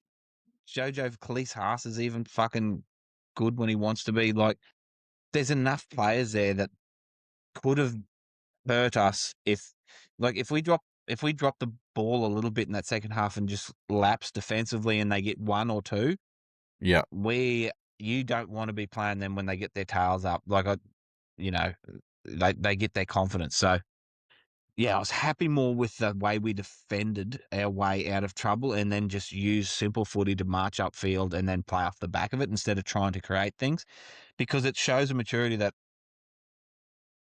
we don't have our creatives. So let's not overplay our hand. And I think that's what's going to have to happen, obviously, in the next 6 weeks or so, while we haven't got Reece and Benny, and depending on what Renault does. So yeah, I was really happy to get away with the 2 points, and especially I think we had 13 errors, 20 fucking penalties against us. Like, Jesus, Mm. like, put that Yeah. whistle away and might give us half a chance. Yeah, it's going to be interesting if we can get that out of our game. And like, I'm not blaming the refs. Or, we need to take some accountability for some discipline as well. Imagine Yeah. if we get that part right. We're going to have to if we want to come up against the Panthers or, Yes. some of the top teams. So, oh, well, that's good. Finish that one. We move on. The Hotshot NRL Player of the Game, brought to you by Hotshot Fire Services. When it comes to protecting your businesses, you want a team that responds fast, gets the job done right, and that's exactly what you get with Hotshot Fire Services. From fire equipment installation and servicing to compliance and safety checks, they make sure you're covered when it matters most. Just like a clutch player stepping up in the big moments, Hotshot Fire Services deliver when the pressure's on. And this week's Hot Shot Player of the Game is Ezra Mann. 60% of the votes went up against Paddy Carrigan, and it was pretty hot first on, I can assure you. It was Ezra Carrigan sort of going toe-to-toe there, but Ezra played out. He also got the man of the match on the ground as well. A lot of thoroughbreds. I was surprised because, like I said, I didn't really get the context of the game. I know we won. I know Ezra did some good things. I also seen him do some bad things. We put out the graphic to vote for who they would, and Ezra's name just started popping off. And I was like, oh, I have to watch this back to get a real context of the games. He played 80 minutes, 1 try for 4 points, 2 try assists, 13 runs for 135 metres, 31 metres post-contact, and 2 tackle breaks. So he was running for 10.4 metres per run and 2.38 post-contact metres per run. 2 line breaks, 0 offloads, 18 tackles, 3 missed, 2 ineffective for 78.26% efficiency. He had 2 errors, 2 handling, and 0 penalties. So well done, Ezra, on that one. For our top performing players, Carrigan had 49 tackles. Kinney was the top run meter for the whole game with 199. Arthur's just behind him on 182. Not bad for your first game back in a while. Line breaks was Mann with 2. Walshy got 6 points, so that topped the point scoring for us. Mariner had 79 post-contact meters. Sammy ended up with 24 runs, closely followed by Carrigan on 22. Offloads, Stags actually got 3 away. And Khalees Haas got 2 in the bloodline. And most tackle breaks, Mariner again with 7. The Titans managed 4 with 1 apiece. I'm pretty sure 4 players who had 1 tackle break each or something like that. It was mental how many tackle breaks they didn't have. We'll go through the stats here for the back line. So Walsh, Mariner, Stagg, Shibasaki, and Arthurs. Anything there that stands out, mate? I mean, we're looking at my graphics here that I've got, and the back line absolutely dominated the stats when it come to winning everything. Who do you want to give a shout out to there, mate? Yeah, I think Mariner's obvious standout, and I think that effort play in the first half to get out of Yep. trouble just emphasised his effort in this game. I think our back five, 4, 5, 6, are getting us out of trouble because we played a lot of this game in our own end for a lot of this, Yep. for a lot of big periods. So they had to take some really tough carries to get us out of the shit. So once again, I'm really happy that they can do that for us because we know once we get out a bit of trouble, we do have the Paddy, Payne, Corey, Tulty, Willison sort of punch that can get us a few meters once we can get them a tiny bit of room. But the fact that our back five, like our center wing fullbacks, are putting in the effort to get us into those positions is really shining through. And I think, it can only mean good things for us if we can keep that sort of mentality rolling on. I think Dean Mariner is really standing out early this year. Like he had his troubles early last year before, Mm-hmm. really coming back and like cementing his place. Whereas this year, if he shows the same trajectory of improvement, Yeah. Yep. like he's going to be. I don't know who does he play internationals for, because World Cup comes around, he's going to be a player to Samoa, I think. watch. Yeah, Samoa. There, that's right. So yeah, really happy with how they've done. I want to give a shout out to Katoni Staggs. Yeah, he's Samoan Mariner. I just had a quick check there. Staggs got through 24 tackles at centre. Yeah, Stop going Bremo. down his edge because he's not going to fucking let you through. Gee, Exactly. 92%, 24 tackles, 1 missed tackle, and 1 ineffective. Yep. That's Nah, he's a mental. gun. And like, he's had, well, you mentioned it in a chat today. He's had some traffic. He had to handle Herbie. Then he had Brimo, and he's absolutely let nothing through down that edge. So, Yep, both times. yeah, Stag's just getting physical. So good on him with that. We'll move into the halves. Mam, Reynolds, and Pacey. Obviously, Reynolds didn't really play much here, but he was on track, putting in a bit of a solid effort there. Anyway, but Mam and Pacey, what did Pacey get? 47 tackles, so just behind Yep. Carrigan. 5 missed tackles, still got 89% tackle efficiency, 0 a clean sheet of errors. Yep. Again. So getting through his work, and like he did 4 runs though, which is unlike Pacey. Yeah. That's too many runs, Yeah, mate. exactly. Calm down. What? I know, for Anything 80 there, mate? minutes. Yeah. Anything there that I you can think it just see? highlights Mam's hot and cold Yeah. sort of game. Yep. Thanks to Hotshot Fire Services, he's definitely pulled it out of the fire. And you know what? I'm actually glad that the Thoroughbreds got behind and actually put the votes in to get him that, because Paddy Carrigan was probably the easy choice, but Yep. someone had to take control of our point scoring, and Ezra did that in the second half. Took it by the scruff of the neck, set up 2, scored 1. Yep. I think it was very deserving of the man of the match. So I'm glad the Thoroughbreds haven't sort of completely jumped ship with Ezra, and they're, recognising game when game has been played. But yeah, Pakesy, mate, 47 tackles. The 5 missed, right? There's differences between misses and misses.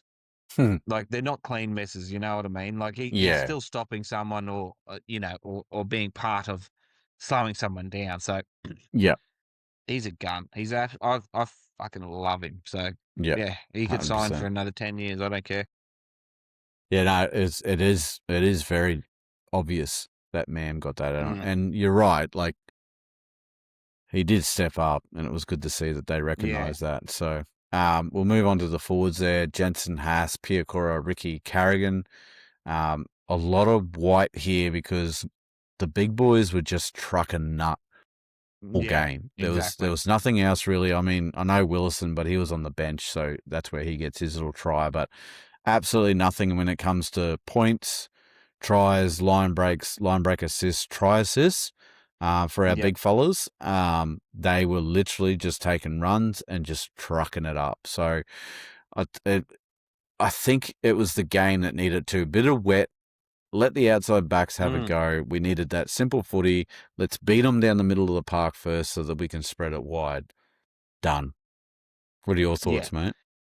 Yeah, well, I think that's highlighted by all of our forwards having one offload.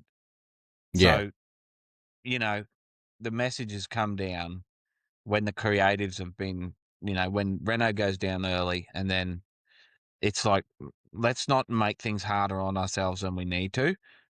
And, there were probably lots of opportunities to offload, but I mean, we were maybe getting enough momentum, which is obvious when you see the tries we did score. It'd come off the back of middle momentum that we didn't have to push the pass to create something.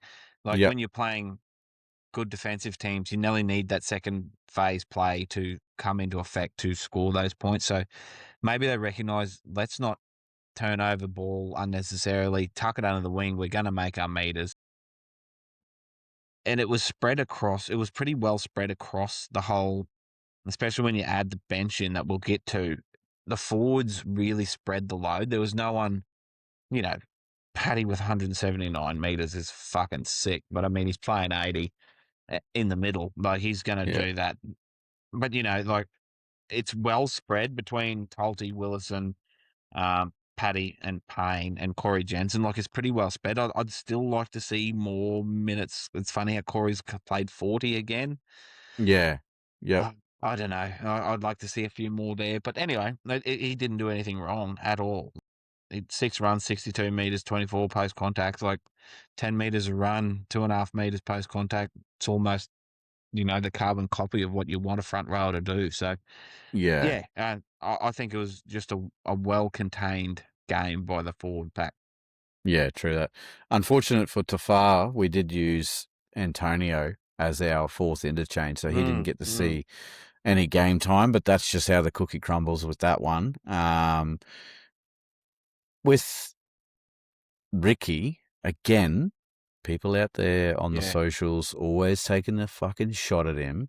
93% tackle efficiency, 38 tackles, 1 missed, 2 ineffective. I'm sorry, but what more does the kid need to do? Yeah. And who's his opposite second rower? Fucking Bo Fermor.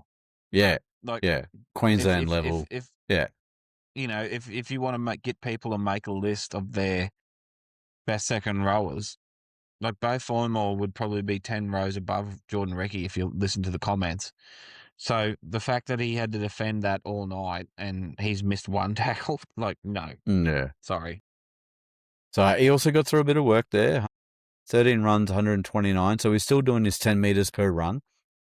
Shit, yeah. 54 post Yep. contact, which is only 6 meters less than Paddy on 60. And I'd love to see his play to the ball speed, because I tell you, he always seems to get a quick play to the ball. Does I can Jordan? have a quick look here with you.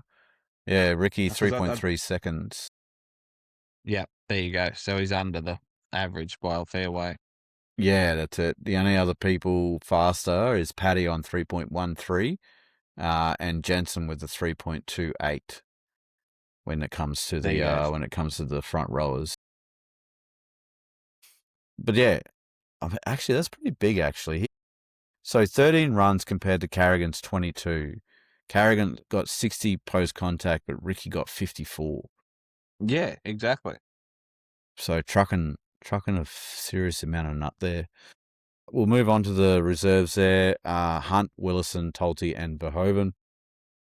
Willison, with that try, is the standout there. He also got through 13 runs, 139 meters, 58 meters post contact. Huge from Big X, and he got through a huge amount of effort in the defense as well, with 90% tackle efficiency, 28 tackles, 2 missed, 1 ineffective. Willison is really warming into that role for sure, ready for next year when he's all by his lonesome with Haas gone. Anything that you can see standing out there, mate? Yeah, well, our bench obviously had to stand up in a game. Like we've talked about Hunty, what he played through is Herculean. Yep. Big X played in the middle and then on the edge when Procura went off. He's just I love him. He's a freak. He is so good, so big and strong, and like he has a knack of just peeking through the line, if you know what I mean. Like Yeah. he very rarely gets stopped. Like he always seems to break through, finds his front. But I'd love to see percentages because Ben Tolte, only 8 runs, fair. 91 metres, 26 post contact. Yeah. 11, 12 metres a run, and four odd meters post contact per run. He's doing good things in the middle. He's really growing into that sort of Kobe Hetherington, not so much defensively, that really charge behind the ruck sort of run that we need every now and then, and to draw the defenders in, to bring the markers out, hit the front, get a quick play the ball. He's really doing that. I liken him a lot to someone like Ethan Bullymore for Yep. Manly, like just Yep.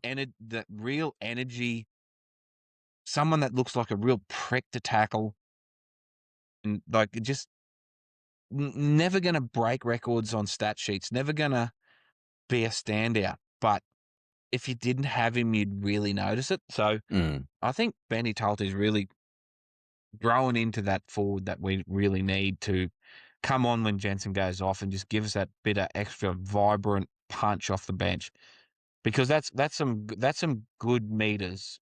8 runs, 91. That's really good meters for someone that's only been on for 25 minutes. Yeah. Yep. 100%. All right. Well, that's the stats all done there. What are we at now? So that was our second 13+ win of the year. We're now at 3 wins, 2 losses. We've brought the for and against back to a -2 after a horrid start.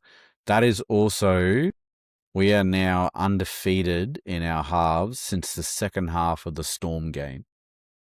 So Okay. we haven't dropped a half yet when it comes to points. Yep. So really looking at the defense on that one for sure. We'll move on to the Gronk, I guess. We haven't seen the Gronk for a while. See what the lad has to say for himself with the Derby coming up. So here he is.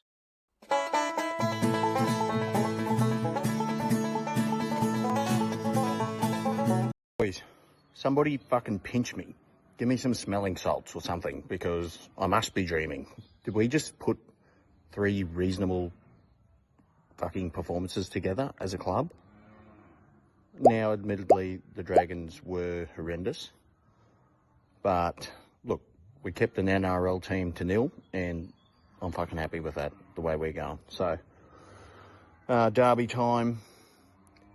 I think Reece being out will be a great leveller, and it will be a fucking great game. But I'm still terrified of Payne, regardless of his shoulder injury. He's inhuman. He's not one of us. He's a cyborg. So I'm terrified of what he could do to us up the middle. But without Reece at the back, I think we can, if we're in a good mood, look like wanting to defend and get into a bit of a gunsling with you, I reckon we can stick with you. So anyway, see you later. He wants to get into a gunsling with us, hey? I tell you what, he might be right. I am fucking so nervous for this game. I want us just to play exactly like the Titans. Let's just play simple footy, defend our way to 2 points, and get the fuck out of there. What are your thoughts, mate? 100%.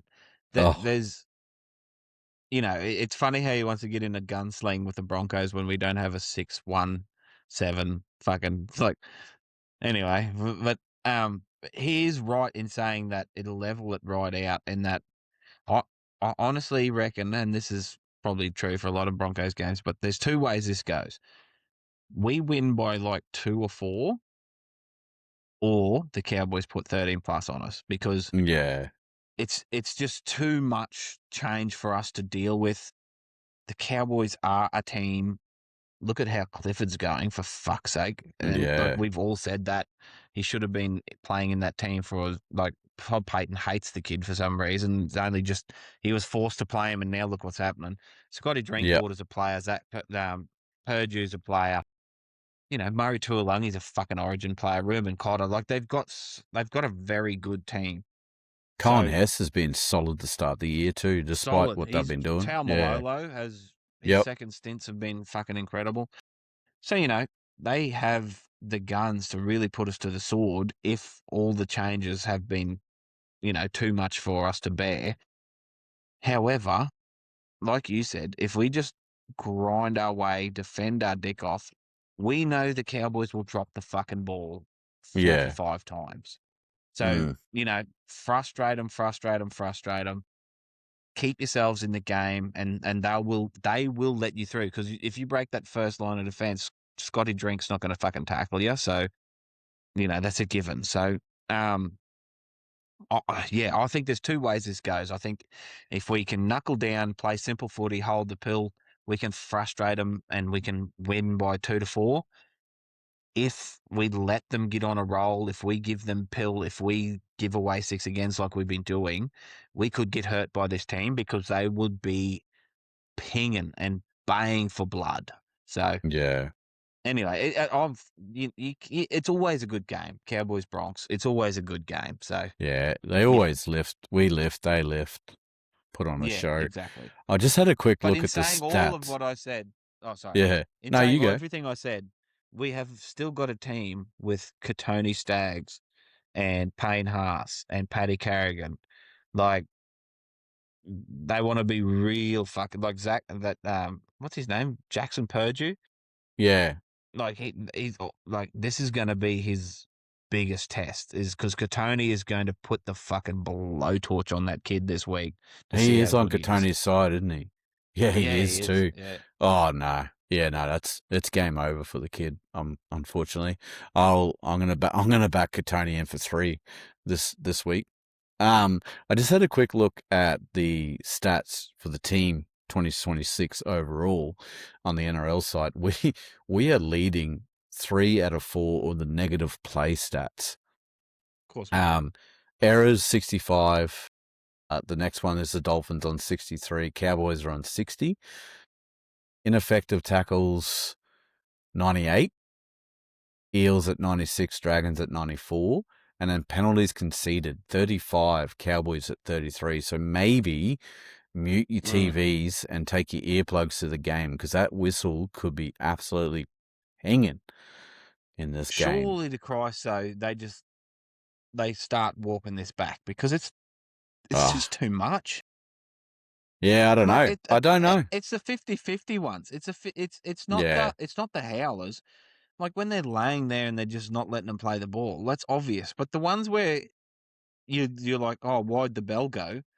Yeah. Like, was it necessary in the run of the game? Like, was it that big of an instruction that the other team needed a 6 again? Anyway, it'll be very interesting to see how, because if they let it go, it'll be a fucking spectacle, this game. Because it should be good. You know, Lolo, Hess, like you said, Cotter, all going toe to toe with Haas.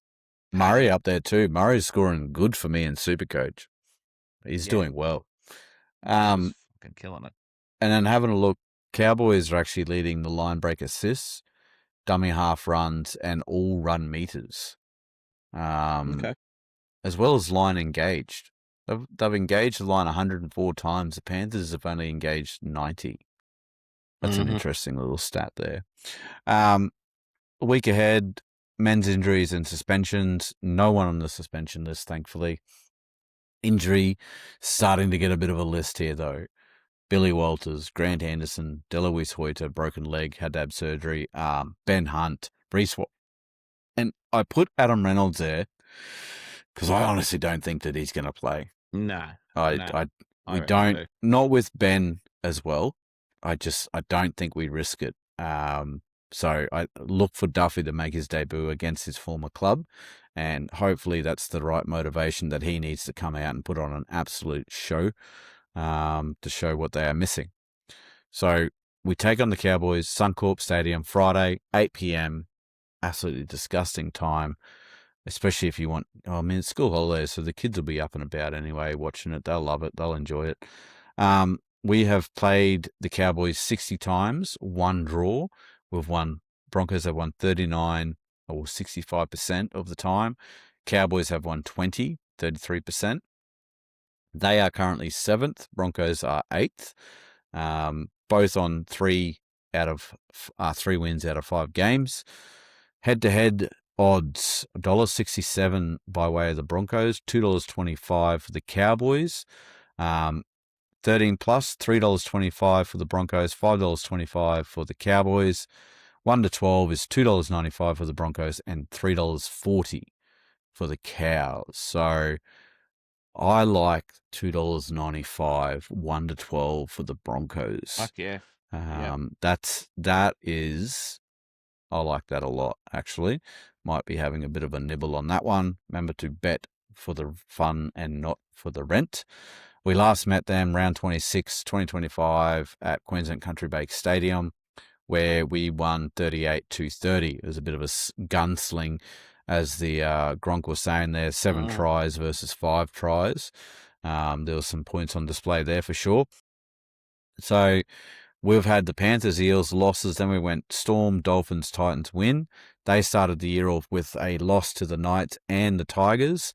And since then, they've gone Titans, Storm, Dragons with the W. So, yeah, interesting how we've got to this point. But let us know in the comments how you think the game will go. The 12, yeah, I'm going to do that one. Now, this will be the last podcast where we actually do a run through of the tipping and the super coach. We have noticed that there is a bit of a drop off, and it does make sense. There's only 20 odd of us in the tipping comp. So out of the people that listen to this, obviously a lot are going to drop away because they're not included, plus the super coach as well. So, but what we will do is we'll replace this little section with maybe like a Monday graphic, where we just outline who's at the top of the ladder and all that sort of stuff. So keep your eyes peeled for that one. But without further ado, the current ladder as standing, penalties Cowboys is leading the competition. Lemick is in second, Battiator in third, Dan R. So his points did eventually come across. Last year's winner, Dan R, joined the competition late, and it looked like it only brought over his margin. But in the update for this weekend, all of his points have come over, and he's slotted straight into fourth. Ringer, your team, you're tipping there, mate. You've snuck into the 5th spot overall. So solid tipping from you. We've slowly made some moves in an upward direction, and mainly because of pure and utter luck. Because no one tipped the fucking Sea Eagles. 0 people tipped the Sea Eagles. So, and I could have went better because I tipped the Storm stupidly. But anyway. Oh, yeah, okay, yeah, fair enough. Why'd you do that, mate? Jesus. Well, I just 3 in a row. The Panthers' run has to stop at some stage. Yeah, what you would hope. You hope so. But anyway, I had my best week and still managed to lose 2 spots. So that's my tipping this year. It's a volatile game. My tipping this year is absolutely atrocious. I just want to start again. Gronk ended up with 6 out of 8. Langers with 5 out of 8. You same, and me same. Although I got the margin completely wrong and ended up with 52 for that game. But obviously, like you said, no one picked Manly to come out and do that. Yeah. For this week, Wookie, Daniel, we have a new winner, but he did use his joker as well. So Wookie got 5, so he got 10 points, had a 32 margin. Penalty Cowboys, our first place overall, got 2nd this week. Solid tipping got 7. That's big. It is big. And I want to actually see which one he dropped. Oh, he dropped the Eels. Yeah, okay. Wow, so he went Manly. Very good. Yeah, he did go Manly. And he actually backed the Broncos, so good on him. Gladiator Josh got 7 as well. And he dropped. Yeah. Okay. That's spewing. So he dropped the Dolphins game. We got everything else. Yeah. Spewing on that one, mate. Supercoach. Currently, we have 5 players in the top 10,000 this week. So good efforts there from everyone. Broncos 1326 was the big mover and shaker. Harry, he got first in our comp and he slid into 4th overall in our league. He scored 1,312. Then we had RL, RC, Instagram, Chris, 1,299. And then I have no idea if I'm going to get stitched up or if I'm supposed to be saying this name differently, but Ard Maka Abu. I got no idea. I have no idea how. Yeah. You've just summoned a demon. Oh, well, that or my furniture's about to start fucking floating. But Chris, you scored 1,293, so you got 3rd. Master Bateman there. Ale got 4th overall, 1,282. Gronk, 1,088. Bit of an unusual low scoring week for the Gronk. Langer's 914. I forgot about that. That's disgusting. I wonder what he did wrong. I bet you he captained Reese. Probably. That like probably me. compound. Yeah, I did too, but thankfully it didn't compound too badly. Ringer, you got 1,099. I got 1,113. The penalty Broncos Supercoach team got 849, thanks to some serious injuries occurring. Injuries. And I also bet I didn't get Verhoeven to be playing because I would not have even had him in there. No, he wouldn't be. Probably not in the fucking system yet. Highest value team, $14,486,100, sitting 4,688, and that is Broncos 1326. Building something very nice there. Very nice. Shit, yeah. If you're that high this year, you know you're Supercoach because fuck, I thought I was doing pretty well, and I'm getting absolute beaten down. Yeah, you need to start for your mentality, mate. Yeah. You need to start bringing some. Where is he? Let's have a look.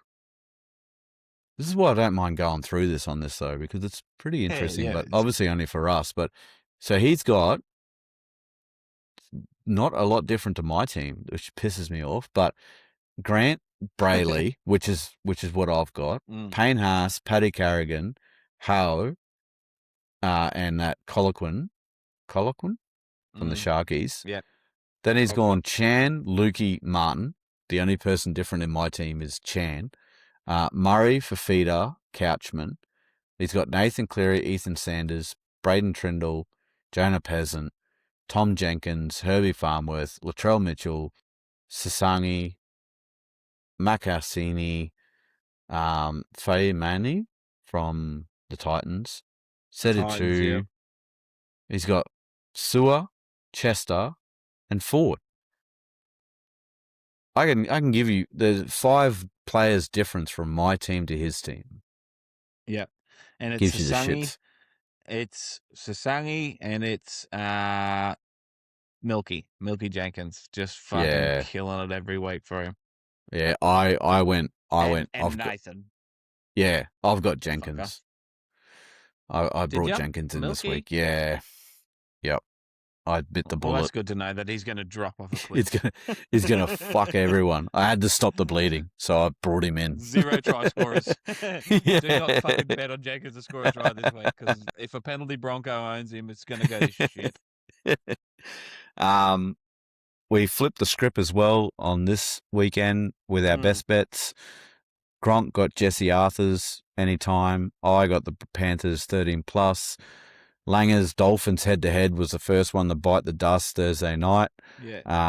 And you had Finifinilaku as well, which seemed like a solid bet at the time. Compounding that was interest, we'll call that. Yeah. Bronco bet. Anyway, that's why it's called gambling. Shit the bed there. So we'll try again tomorrow. That will drop Thursday. Road to a milli, 47%, 8 out of 17 legs got up for that one. All right, that's us. We've taken up far too much of your time, thoroughbreds. Let us know your thoughts. Who's got the shittest take? Who do you agree with? What's your thoughts on the game? Do you see anything that we missed? Let us know. We can bring it up in the next podcast. Head over to our socials if you haven't already. Facebook, Instagram, TikTok, X, Threads. We're on Spotify, Apple, and YouTube. A like on our post costs you guys nothing. Comment gives us motivation. Sharing our content introduces the page to others. Hitting the favorite button also helps. Get your voicemails in. Get your tips in. Shore up your Supercoach team. Bet responsibly. Bet for fun and not for the rent. Keep pushing through. Keep the black dog at arm's length. Be a contributor to society. Take those breaks for yourself when you need them. Remember, you matter. That's all that matters. Take it easy, and we will catch you next week. Good on you, thoroughbreds.